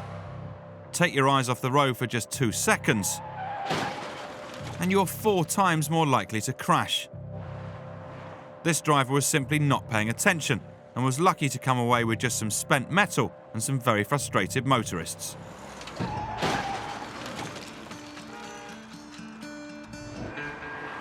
In any given week, the Interceptors stop a lot of motorists. Is this your vehicle? And when you pull as many as Jacko... When did I stop you last? Stopped me a few times, mate, you. It's inevitable you meet some familiar faces. He's not got his belt on, he's got his phone in his hand. Unseen in the unmarked Beamer, Jacko's clocked a van driver using his phone and not wearing a seatbelt. He recognises the driver as a passenger in a car he stopped a few nights back. No good pretending to take it off now, is it? Hey? Seatbelt. And you had your mobile phone in your right hand. Yes, you did. Yes, you did. Thursday, the 18th of June. I'm not going to get into an argument, but you had a black mobile phone in your right hand. Black, all right then. Well, your dark coloured mobile phone. Oh, lose your edge. All right then. Right? Black. Come here, where's my phone? Stop getting yourself excited. Look here. Is that a light colour? Is that a dark? Turn it over. Is that a dark? That is the side I saw, the black side. All right, wind your neck. Jacko's seen the damage drivers using mobiles can do. What are you muttering? I never said nothing. And he's not going to let this one off the hook. So what are you doing now? I'm taking your details. Yeah. I'm going to report you for summons to go to court. Summons to go to court for what? Driving whilst using your mobile phone. I have not used that. Right, stop shouting. Who swore Just it? calm Who yourself swore? down. Who swore? Every time I see you do something to me. I wasn't on my mobile phone. I'm getting you done for harassment. Really? So, right, that'll do. No, it'll not. Every time, every time, every time. Every time. Your full name? You're reporting me for on my mobile phone. Wait, I'm not signing nothing, so Stop, you better I'm not... not asking you to sign anything. I'm not signing nothing. Stop getting yourself excited. Because I know I'm in the right. I never had my phone on me. That's why. You just think you can do what you want to me, but you can't. You send me the card, because I'm putting a full complaint in about you. Right. So I've stopped you for driving whilst using your phone and not wearing your seatbelt. So where's the proof that I was using my phone? You. You never seen me use my phone. I wasn't on You're getting yourself tongue-tied. You're too excited. Just calm down. Because I am. Watch. Your head's going to pop in a minute. You now. Right, what's your date of birth? I was someone's to call it me up. I'll do it in my time, not yours. All right. What's your home address? Driving off, right? Who's going to drive off? You've got a load of edge about you at the minute, though, haven't you? Yes. I'm not committing a crime. Get out the road before you get knocked over. How loud I want. I am not committing no crime. I am not committing no crime. Committing not only one but two of the fatal four clearly means nothing to this excitable chap. Swear one more. I dare you. How can I be on the phone with two hands on the wheel, indicate? How can I be on the phone? How can I be on the phone? I know it's dangerous. You shouldn't have been. How could I be on the phone? You just like to try and pick on people. Well, see I'm telling you. I'll tell you what, I'm telling you, you feel sorry for me. Wait, keep telling us, but calm down, will you? I won't calm down. You're going supersonic. No one will make us calm down either. You want me to calm down, lock us up. If I need to, I will. For something. If you can find something to lock us up for. You think you're clever giving us 3 points for the phone. I'm telling you, I was not on my phone. I'll get banned for that now. You'll be satisfaction, wouldn't you? You'll be happy because I'll be banned. If you got banned? You'll be happy. Yeah, because you drive around using your phone. No, I don't drive on. So where was it? It's dangerous. How can I use the phone? It's fair to say he's not a happy Jim Bunny. PNC him also, please. But he has raised a smile. Stop and obtain driver officer details. And at last he's free to ride, ranting into the distance. I think he's just misunderstood, to be fair. How seriously the courts take this fatal four offence was clear when the angry young man had to pay £355 in fines and costs for using a mobile phone while driving and for driving without a seatbelt. He also got 3 points on his licence.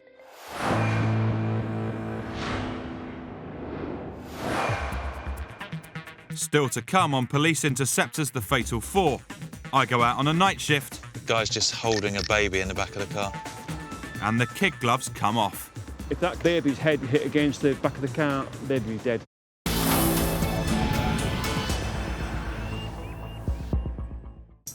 Can't see a roundabout.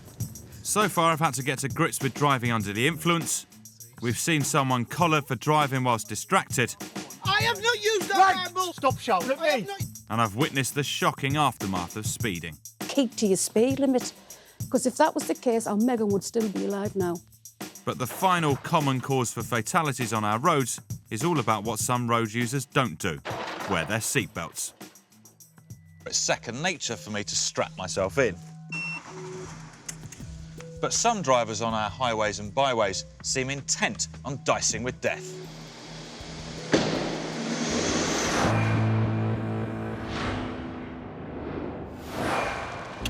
Okay, let's go.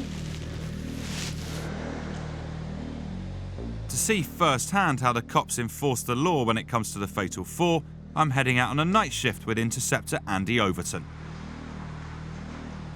And so what sort of stuff are we on the lookout for then? Just really look out for any vehicles that have got any defects.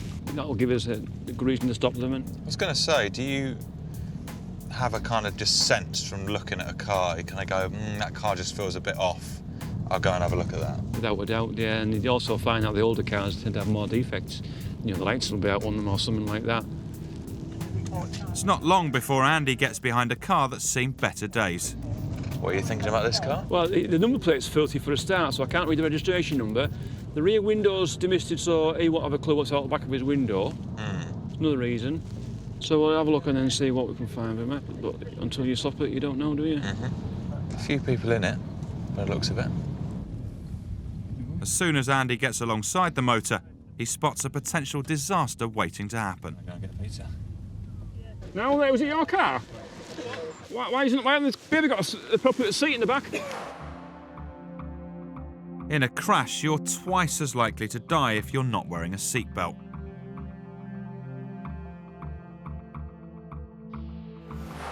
The guy's just holding a baby in the back of the car. You were sat with her on your knee. Do you realise if this car stops for some reason, that baby's going to go smack against there and end up dead? 2 seconds, I'll just put them back in now. Back at the scene, and even though another fella was holding the baby, it's the person controlling the car who takes the rap. Now, it's your responsibility as a driver to ensure that that child is seated in your car appropriately. OK? Vehicle driver check, please. Eston High Street. So Andy, just on a hunch, followed this car for a bit because it was quite dirty, couldn't see through the back windscreen, couldn't read the number plate, again because it's dirty. Pulled it over, and then when we pulled up alongside, could see that there was quite a lot of people in the car, and there was a guy in the back just holding a baby on his lap, which I'm sure he thinks is safe, but obviously a baby needs to be strapped in properly in its own seat. At the moment, we're concentrating on what we call a fatal flaw as regards the actual road policing unit. One of those is seatbelts. Yeah. OK? Because that child wasn't wearing a seatbelt, not appropriate fix, we'll give you a fixed penalty notice in relation to that, OK? Oh, yeah. Yes. All right. It's important for me and you and the parents that babies are particularly secure at the back of the seats. If that car braked for whatever reason, but that baby's head hit against the back of the car, the baby's dead. Simple as that. That's all it is, all right? The driver's fined £100, but despite this and Andy's lecture, the penny still doesn't seem to have fully dropped. I hope you got some money. It's your responsibility. You're paid off. You're paid off. She'd have to pay off me. Andy is quick to point out that the situation could have been worse. I didn't see you wearing your seatbelt either when I pulled up. Yeah, I had my seatbelt on. Did you? Yeah, obviously I had the black coat, you couldn't see it. Aye. Well, you're lucky you're not getting two fixed notices, but... I overheard the driver's mate, who I think was the one who was holding the baby, sort of saying, oh, fine's a bit steep. But actually, £100 when you're talking about a baby's life is not steep. Well, without doubt, of course it isn't. If they have a crash. If we had a crash, first thing that would happen there, I mean, he couldn't hold that baby sufficiently, and that baby's head would career against either, it would either go through the two chairs at the front, through the windscreen, end up dead that way. Alternatively, it would hit the rear of the seat and die, or be severely injured, or the rear head of the front seat passenger. Hopefully the ticket will make them less blasé. It ought to do. No, I think the driver, he seems responsible. He's got a full licence, the car was insured, he's got a job. He doesn't want to be paying a £100 fine for the child not wearing a seatbelt. I think he'll be more cautious in the future.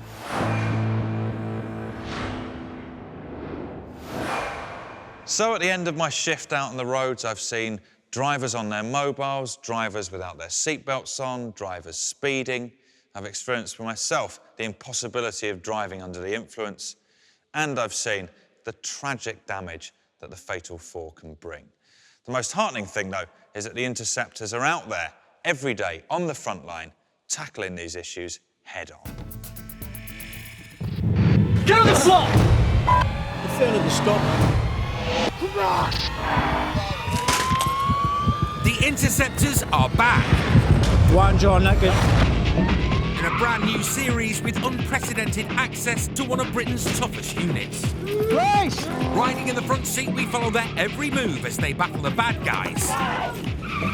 From inside their pursuit cars, shadowing their police dogs, and on the shoulder of their firearms officers.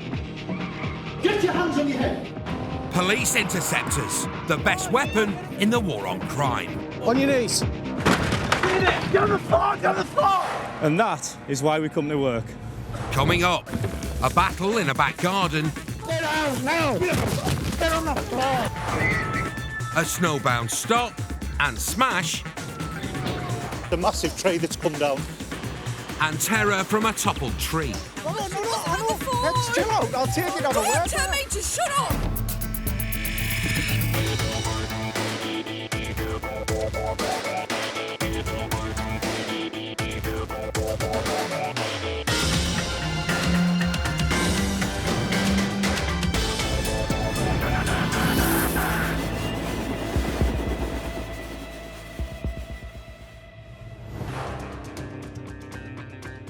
Being an interceptor in Durham and Cleveland is a full-on job. It's often exciting. Failed to stop towards the A19. It's occasionally exhausting. Come on! And sometimes it's extremely dangerous. I've been assaulted numerous times. We've all been punched, kicked, bitten, spat at and the likes. I've been stabbed during a house siege. I've been run over by someone. It is a dangerous job, but that's part of the appeal of it as well, bizarre as that might sound.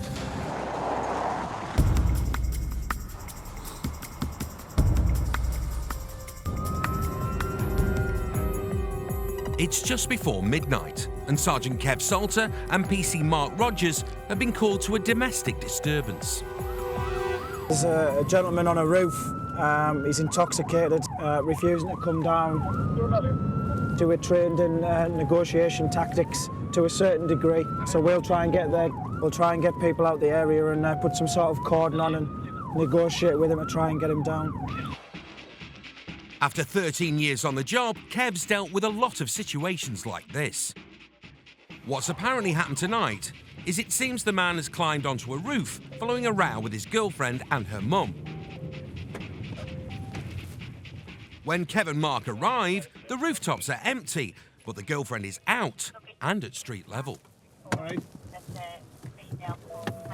Excuse me? Is there somebody on some roof? Right. 3-5 whiskey, we're on scene it. There's nobody on any roof here. Have you called police? Excuse me? Have you called police? Right, well, where's your mum?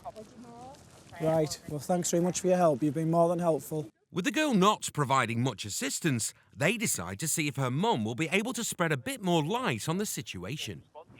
Kev, I think it's next street. Where is he? Just describe what he's wearing for us. As far as I know, he's got trackies on. We'll have a look round for him, all right? But I mean, my daughter's just... Yeah, we've just tried to speak with her. She's having none of it. Petrol bombs. All right, OK, we'll have a look round for him, all right? We've had some young lad who's been making threats towards the occupants there. He's obviously running around here somewhere, so we're going to have a look round for him, see if we can get our hands on him. That's the thing, yeah. Our initial report was that this lad was on the roof making threats, etc. He's definitely not on the roof now. He's obviously jumped down prior to us getting here. No doubt he's heard the sirens. So he's off out on foot, so we could do with getting our hands on him, really. A tracksuit, which doesn't really narrow it down around here. They then get a call that the man has been spotted near the house.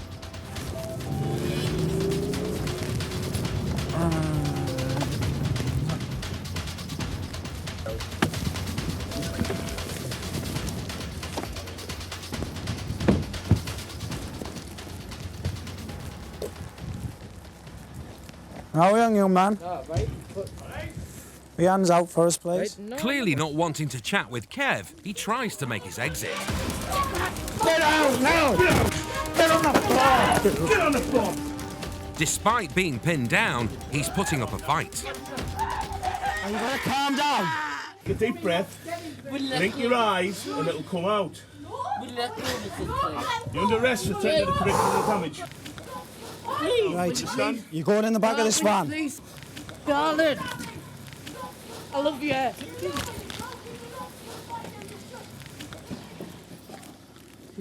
You may want to sit pat him down just before he gets in there.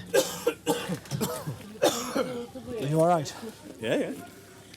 We've came back round and he's been hiding in the neighbour's garden. He's just been kicking off completely, to the point where I've had to use my pepper spray to pepper spray him. It took about 30 seconds for it to kick in, but it seems to have had the desired effect. I had hold of my colleague's leg at one point and wouldn't let go. Latched onto my leg, that's all. I just couldn't get my leg out of the way. He wasn't biting us or anything like that. And thankfully there was two of us here to deal with him, because if there'd have been one of us, it would probably been quite a bit of a struggle. But he's under control. He's going to be out of the picture for tonight. He's going to be behind bars. The man who was pepper sprayed later pleaded guilty to resisting arrest. He was fined £120 and ordered to pay costs and compensation totalling £205. There was no further action taken for the earlier disturbance. He wasn't half strong for it, like a young lad. To get some more pepper spray now. I think my top popped off. Too old for this. Coming up, a trio of interceptors carry out a TPAC. Locked up, theft and motor thief. Jacko pulls over a dodgy motor. Is there anything in here there shouldn't be, and where will I find it? And a raid on a cannabis farm. Please, show yourself!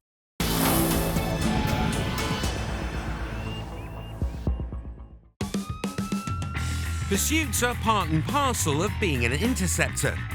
They're something the cops enjoy. Right, onto the trunk road. And dislike, all at the same time. You get all excited, think, oh, we're going to get a chase here, but then there's always the worry that they want to get away more than they want to be caught, and they drive like complete idiots, end up crashing or crashing into somebody. Pursuits are often high speed, but when the weather is hazardous and road conditions treacherous, the interceptors have to take it slow and steady.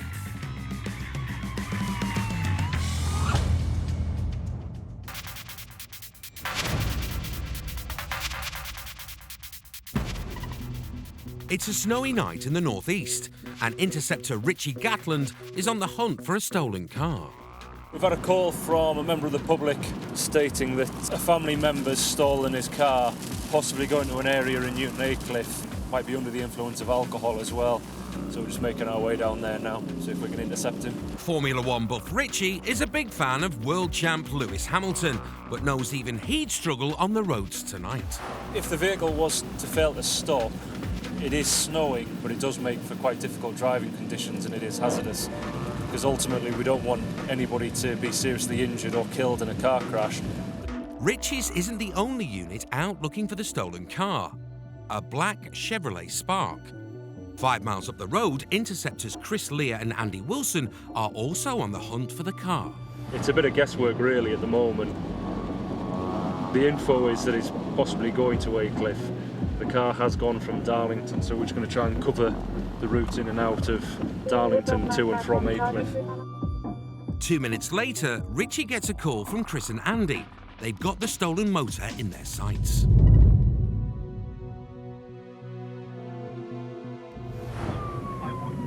There's one of the cruisers in behind the vehicle at the moment. They're just up on the motorway on the 167. They're about 2 miles ahead of us. We're just going to see if we can get in front of it if we can. Just coming off the motorway, junction 59, northbound. I'm going to be behind you shortly.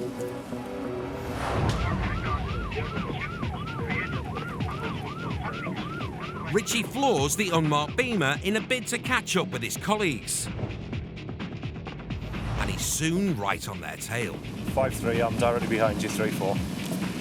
Yes, this is the vehicle in front, just up here.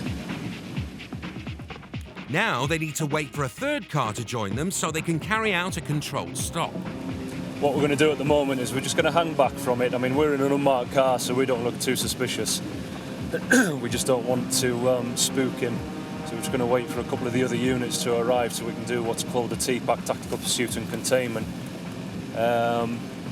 In essence, it's putting a box around the vehicle when it comes to either a natural stop pinch point or whilst his speed is low. So rather than try and just get into a pursuit for the sake of doing a pursuit, this will hopefully stop the vehicle in its tracks before he can make a decision to actually fail to stop and hence cause risk to other people. Even though a police car is right behind him, the driver isn't exactly speeding off. 21, 22 miles an hour in a 40 at the moment. And his driving's not exactly very good, let's put it that way. Or whether it's drink or drugs, because he's just clipped the curb on the near side there. Despite the slow speed, the stolen car is being driven dangerously and needs to be stopped. Thankfully, the third car needed for the TPAC trap is just up ahead. It waits for the Chevrolet to go past. followed by Andy's marked X5 and Richie's unmarked 3 Series. Then moves into position at the rear. That's the unit. Now it's time to T-pack.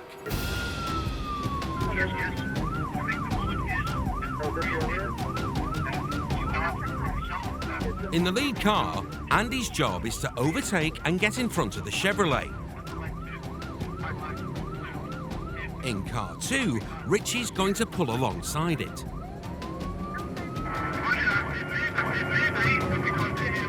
While the third car will complete the box by pulling in behind. It's a textbook T-pack. Except that the Chevrolet driver keeps on going and bashes into the back of the X5.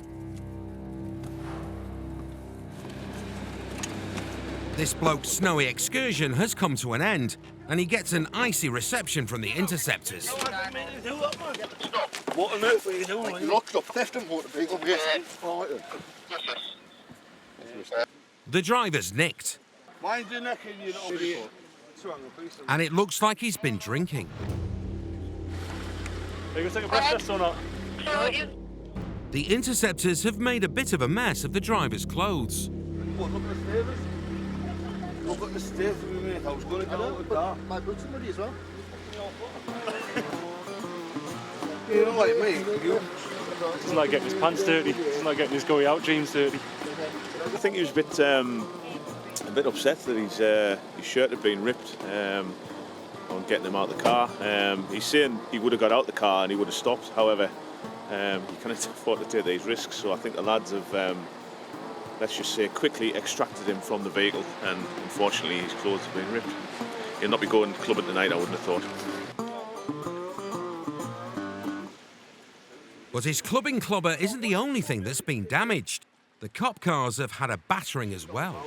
We've followed him for quite some distance and he's been doing 30, 40, if that really, and just steady away, but I think his reactions have been slightly impaired by either drink or drugs, so he's just driven into us. As the vehicle's been coming to a stop, I've opened the door and getting out, but as I've been getting out the vehicle, sort of midway out, then the vehicle hasn't stopped and collided in the back of the police car, which just gives us a bit of a shunt, but absolutely fine. So I managed to get out and get all the driver and get him out, and luckily got it to stop before he could do any more damage to any other persons or any other vehicles on the road. The lad's taken to the nick to stop him bashing any more Beamers. You try not to damage your cars in tactics like this, but it's inevitable sometimes. The main thing is that we've brought the car to a safe stop and no one's hurt. We're just going to have to deal with the damage and swap the cars over tonight.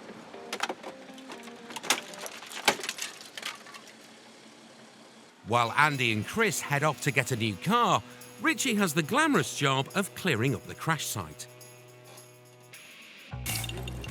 That'd be best. Do you know what? Not only do we break cars, I've gone and broken my brush as well. I just have to do it a bit more gently. Don't realise my own strength. We give you the simpler task to do, sweep the roads. See, that's the thing, I can do more complex stuff, but the easy stuff's just too difficult. The driver later failed a breath test and was convicted of taking a car without consent, drunk driving, and driving with no licence or insurance. He was sentenced to 12 weeks in prison, suspended for 1 year, and banned from driving for 12 months.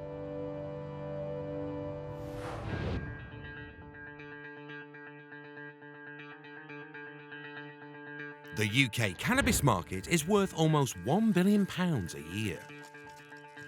Most cannabis used in Britain is also grown here, often in residential homes. So if there's an iffy whiff from your neighbour's loft, it might be worth having a chat with the Interceptors. If people are aware that it's on their doorstep, they don't want it to happen on the doorstep, so they're more likely to come forward and have a quiet word with us in our ear. And if that's all it is, it's just a quiet word and we don't identify them, we don't know who they are, but they just tell us about that information, we'll try and act upon it. It's early afternoon, and the Interceptors are about to execute a warrant so hot off the press that the ink is barely dry. OK, gentlemen.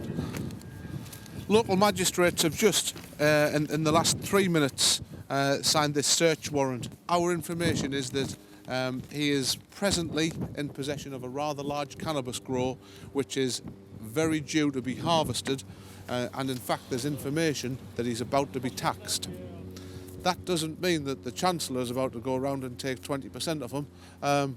Local other criminals are due to go around and take an awful lot more than 20% of them. We hope to go and enter property and take 100%. Spike is leading the team today, and he knows they must be prepared for anything. We don't know what we're actually going to see when we go through the door. Equally, the person whose door it is isn't ready for us barging through the door, so they may well react differently to how you would imagine. So it's a little bit of being ready for anything and expect anything. Our best tool is our voice. A good bit of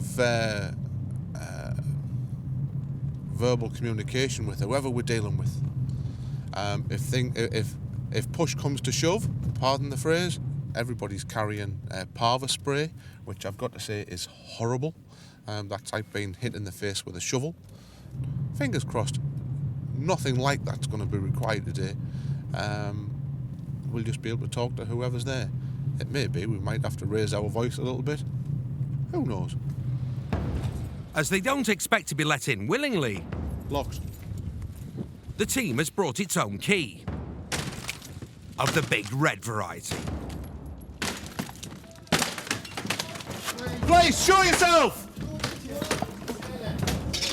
The man they were expecting is in an upstairs bedroom, and the cannabis grow is in the room next to him.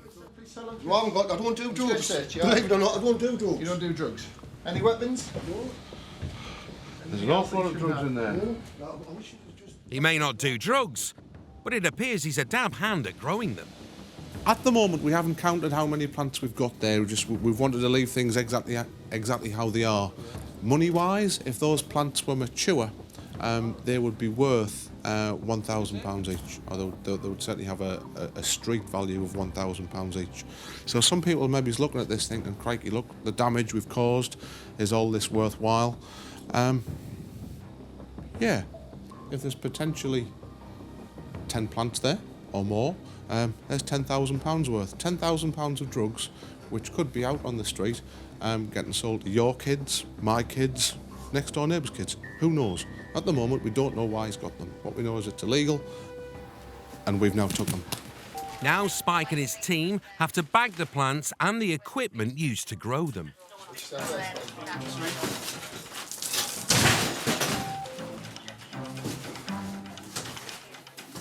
Let there be light. That's the one there. Yeah, 1, 2, 3, 4, 5, 6, 7, 8, 9, 10, 11, 12. What we're doing now, all this is the drugs paraphernalia and the things which is used to supply the heat, the light for all these drugs, some of which has now covered me. We're now just taking these and destroying them.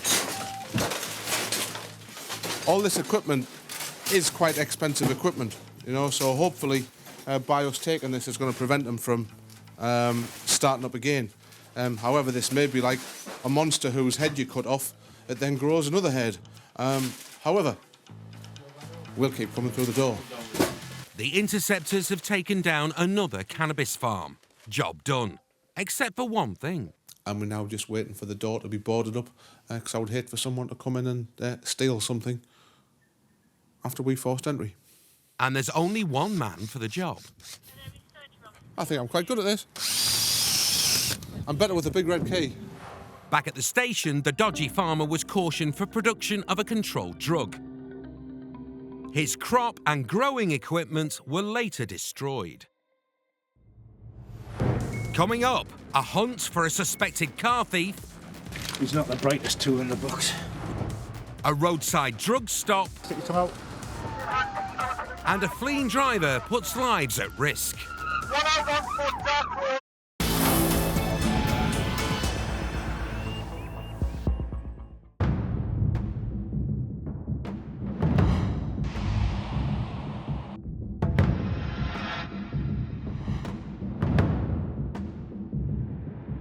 It's Friday lunchtime, and Paul Jacko Jackson is on the lookout for a silver Mercedes being driven by a burglary suspect.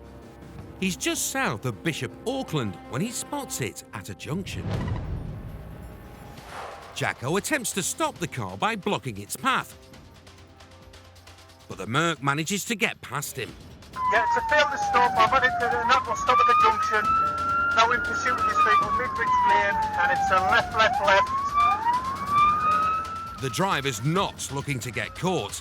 He boots the Merc up to 80 miles an hour on this winding rural road. And from Mike 30 workers, I've got a vehicle failed to stop. We'll still move a lane out towards the A689. It's a Mercedes. You have one male occupant, believe it's a male that's wanted for burglaries. Jacko hasn't yet got a proper look at the man behind the wheel.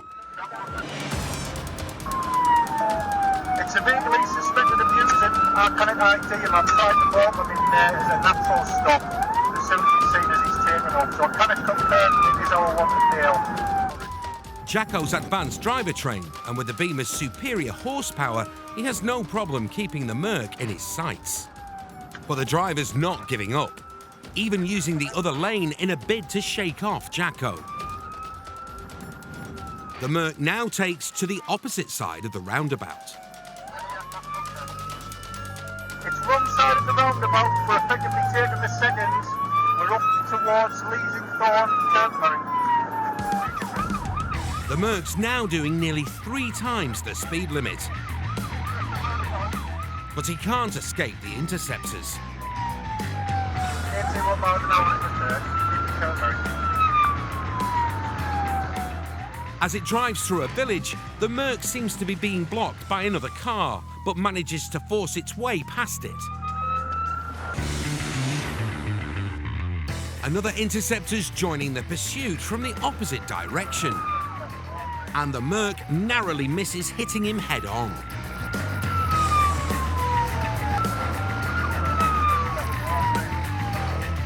The driver doesn't seem to care about his or other motorists' safety. Crossing double white lines at a blind bend. They're now approaching Spennymoor, and Jacko keeps his commentary clear to inform other Interceptors of his route. Not one, not two. Taking the third towards Spennymoor town centre. The driver's going into the middle of town, now putting lunchtime shoppers at risk as well as other road users. Traffic's coming to the roundabout at the top of Spennymoor High Street, stand by. Taking the first, we're now Whitworth Terrace, up towards Livingston Miller. Speed 40 miles per hour. The Merc's now on the wrong side of the road in a desperate bid to escape Jacko. Doing nearly 70, he's dicing with death. Speed 80 miles per hour, Grace Street. Continuing towards Livingston Miller, passing the Hillingdon pub to the near side. Stand by, mate, he's breathing. I think he's looking to go left, south viewing towards Middleston Miller. Thankfully, they'd negotiated the town centre safely, but the driver's made a mistake. He's on a road to nowhere. He's straight over, the highway's back the road, straight over to dead end. Can I have units here, 688 Magmire, please? It's going to be a decom. The driver's got nowhere to go. This pursuit is coming to an end.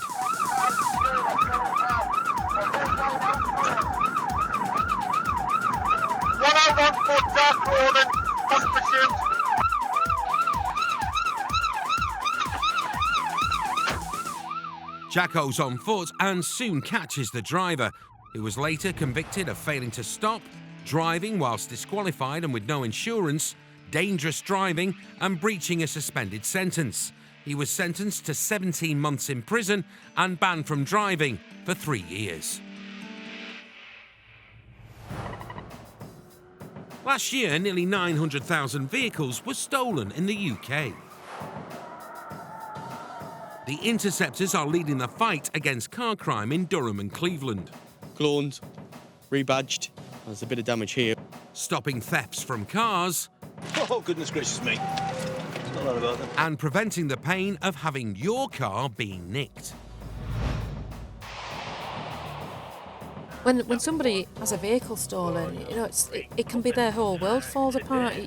Sometimes you don't realise just how much you rely on something until it's not there. I mean, for people, it's the disruption of not being able to get to work, sometimes not being able to take the children to school, especially people that live in remote areas that actually rely on their vehicles. It just causes major upheaval for the people who've had the vehicles stolen.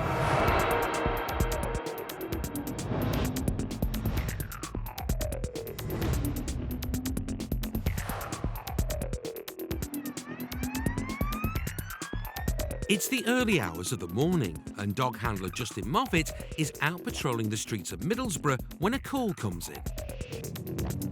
Someone goes into a Jeep outside, male on a bike, wearing a white cap. Justin's not far away, and there's nothing on the roads to slow him down. Report of a male breaking into a vehicle on one of the terraced streets just in the centre of Middlesbrough, so supposed to be on a bike wearing a white cap, so we're going to see if we can catch hold of him. 2 minutes later, Justin's in the neighbourhood and needs an exact location. Dogs, which end of the street is he at? That's going to be down the dead end, Justin. As he gets to the location, he spots someone riding off on a bike.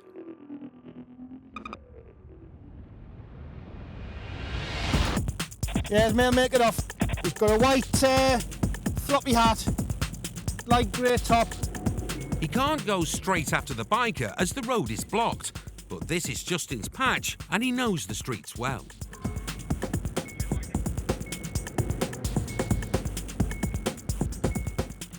A quick double back and a bit of guesswork, and he's got the man he just saw. Casually walking down the street.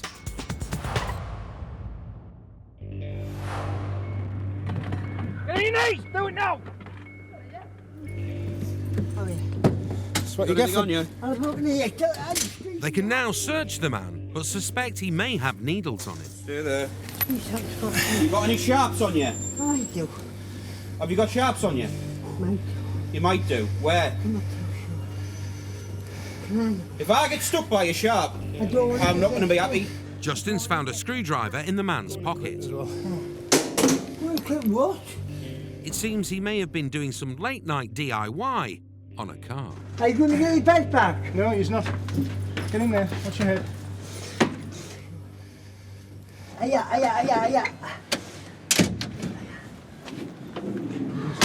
He's got a screwdriver in his pocket, so at the moment he's been detained for going equipped. We're going to go back and see if we can find out if he's broken into a car or not, and see if we can locate his fancy hat as well. Oh, it's this Jeep down here, I think. Justin returns to the spot where he first saw the man, 2 streets away. Yeah, he's damaged the back there. On first inspection, it looks like there's been an attempt made to the back windscreen. The scratch marks on the paintwork consistent with the screwdriver he's got in his pocket. And there's more. Which looks like he's used what would appear to be that piece of metal on the floor and that handle down there to try and break into the car. Hopefully it'll have his fingerprints on it. He's not the brightest tool in the box, to be fair. It seems the Jeep isn't the only car that's been touched. That vehicle's had its petrol cap forced. There's a second vehicle that's been tampered with on the street. It's a Mini. The fuel cap's been forced open on it. Justin continues his search of the street and discovers something else of interest. We found that, which is the remnants of a door mirror, which has come from the this Mini. There's also had its fuel cap forced open. So he's obviously been a busy little bee.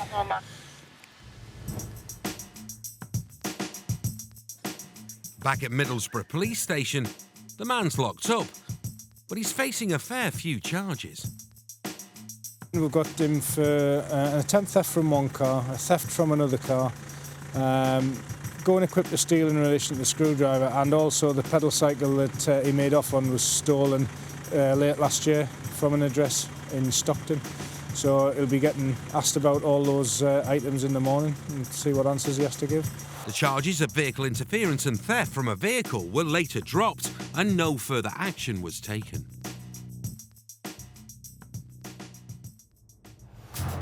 All the Interceptors cars are equipped with ANPR, automatic number plate recognition. The system reads number plates and lets the cops know if there's something suspect about the car or driver.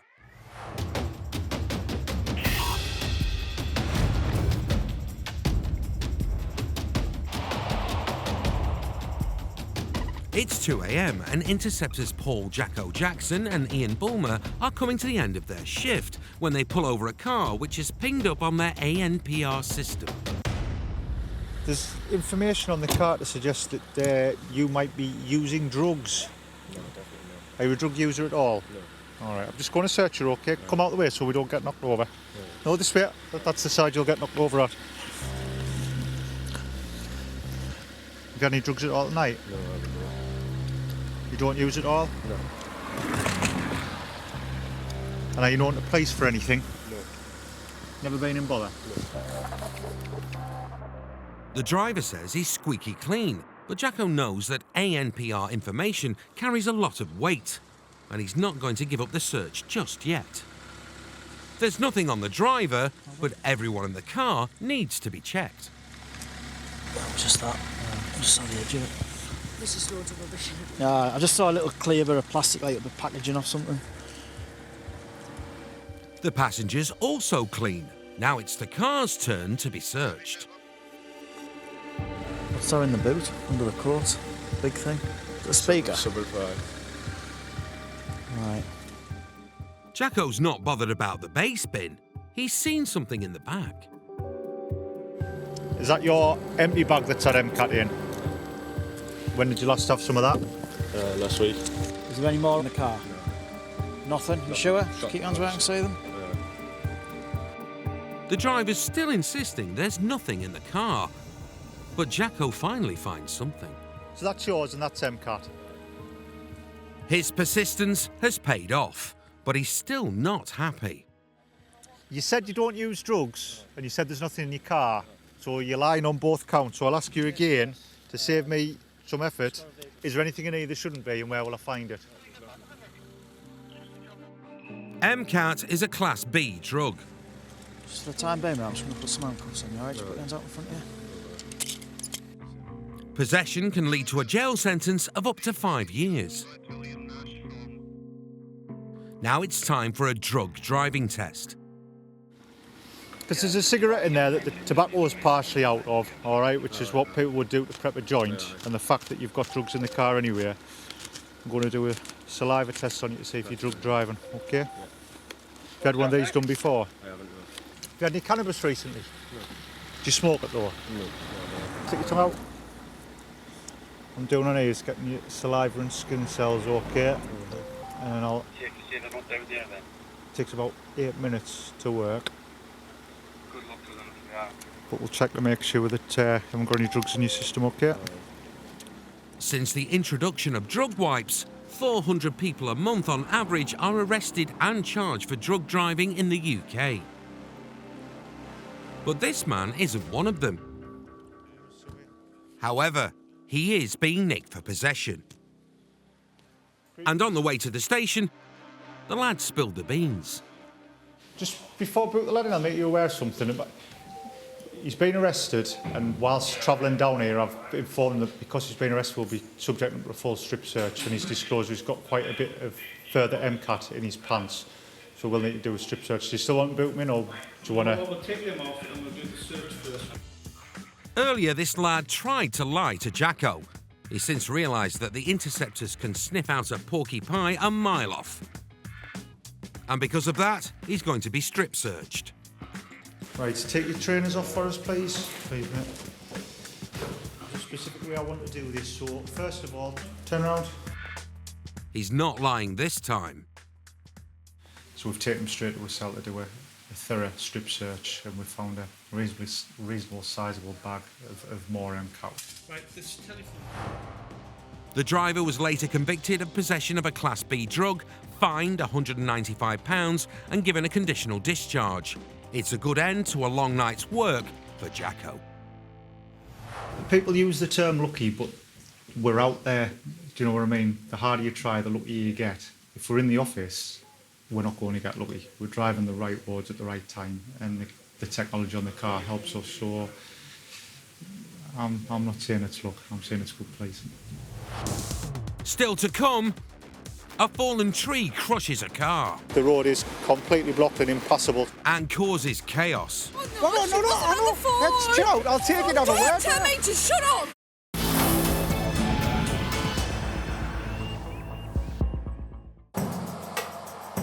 Dealing with bad weather is part of the job for the Interceptors.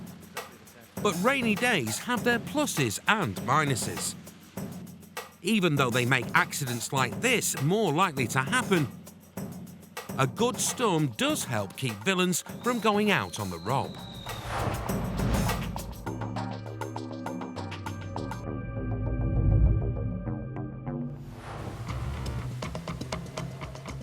It's a windy day in Durham, as the back end of Storm Gertrude is blowing up a tempest of trouble for Jacko. We've just had a 999 call come in near the primary school in Ferryhill Station. Apparently there's a tree blown down onto a car and there's 2 people trapped inside. So fire brigade's travelling an ambulance, we're not too far away. Get there and see what help we can give. 18-year veteran Jacko's favourite time of the year is autumn, and he's not enjoying this windy winter's day. We're getting the tail end of a storm from the States, so it's been absolutely horrendous weather. The wind, very high winds, it's blowing trees down and power lines all over the shop. So it's going to be something to do with that, no doubt. Jacko's first to arrive at the scene. It's a mess. On scene, the road's completely blocked. If you could get the local authority out, there's going to be a massive tree to cut, and it does look like it's fallen on top of a car. Stand by. The fire service is right behind him. They find 2 people trapped inside a car, which has been crushed by a tree. Apparently there are 2 trapped. It's a massive tree that's come down, quite a small car. There seems to be a power cable down as well, over about a distance of 100 yards. The fire team deal with the people trapped in the car, while Jacko lets HQ know what's happened. Electricity cables down from lamppost 968. Need the council out to chop up the tree, electricity board out to make this safe, and the road is completely blocked and impassable, so if we can put it out over media, bus companies, etc. The driver's daughter has arrived at the scene. She's all right. She's all right. She's all right. She's all right. Wait, calm down. I'll take you to have a word with her. All right? She wasn't on the phone. No. I know. Let's chill out. I'll take you to have a word. Don't tell me to shut up. I said chill out. Shut up. You're not going to help. Your mum's fine. I didn't. I said chill out. Shut up. Tell you what, you're just getting out of the way and you're not helping things. Your mum's there. Get out the road. Jacko's not having a good day. Thankfully, it's going better for the 2 women in the car, who were able to get out relatively unscathed. Roger, both persons are out of the car walking under their own steam. Pierre fitting well, probably a bit shaken. Now that Mum's safe, the agitated daughter has chilled out. I definitely didn't tell you to shut up mind. I said chill out. 100%. I said, why would I get you off on the wrong foot straight away? I said chill out. And most importantly, her mum is fine, but in shock. Look, time was up. Look, this is it now, because you just see everything done, just everything flashes above you. Because the window came in, I thought the window was going to come in on us. It's an experience I'd never want to wish again. But there was nobody wanted to help, nobody would help. The only person that helped was the bus driver. People panic. The power line's down as well. They all stood. They'll have all got the phones out and started taking pictures, no doubt, did they? Aye, so real. They've had a lucky escape, unlike their car. They'll never be as lucky again. It's about as bad as it gets for a tree coming down. They're only 2 foot away from having been crushed in this thing, to be perfectly honest. They've been very fortunate. It's a massive tree, and it's only part of a tree that's come down. There's rot at the bottom. The other part's still up there hopefully it'll stop up there as long as it takes for this to get sorted. They're both fitting well. They've got minor whiplash injuries, but it could have been a fatal this quite easily. If they'd have been another 2 foot further along this road, they'd have been crushed in the car and would have been dealing with a double fatal. So they'll never be as lucky again. But at the end of the day, if they'd gone on the roof, they'd have been crushed. No two ways about it. They won't forget the mother of lucky breaks. I didn't know how bad it was. So I just phoned Digi. I'm stuck under a tree. That's all I got. So I've literally flew down here. Probably broke the law myself to get here. So well, she's all right now. So I know she'll be very lucky. After a quick check to make sure the 2 women are okay. Hello. Hello. And a quick pick. A big smile, she says.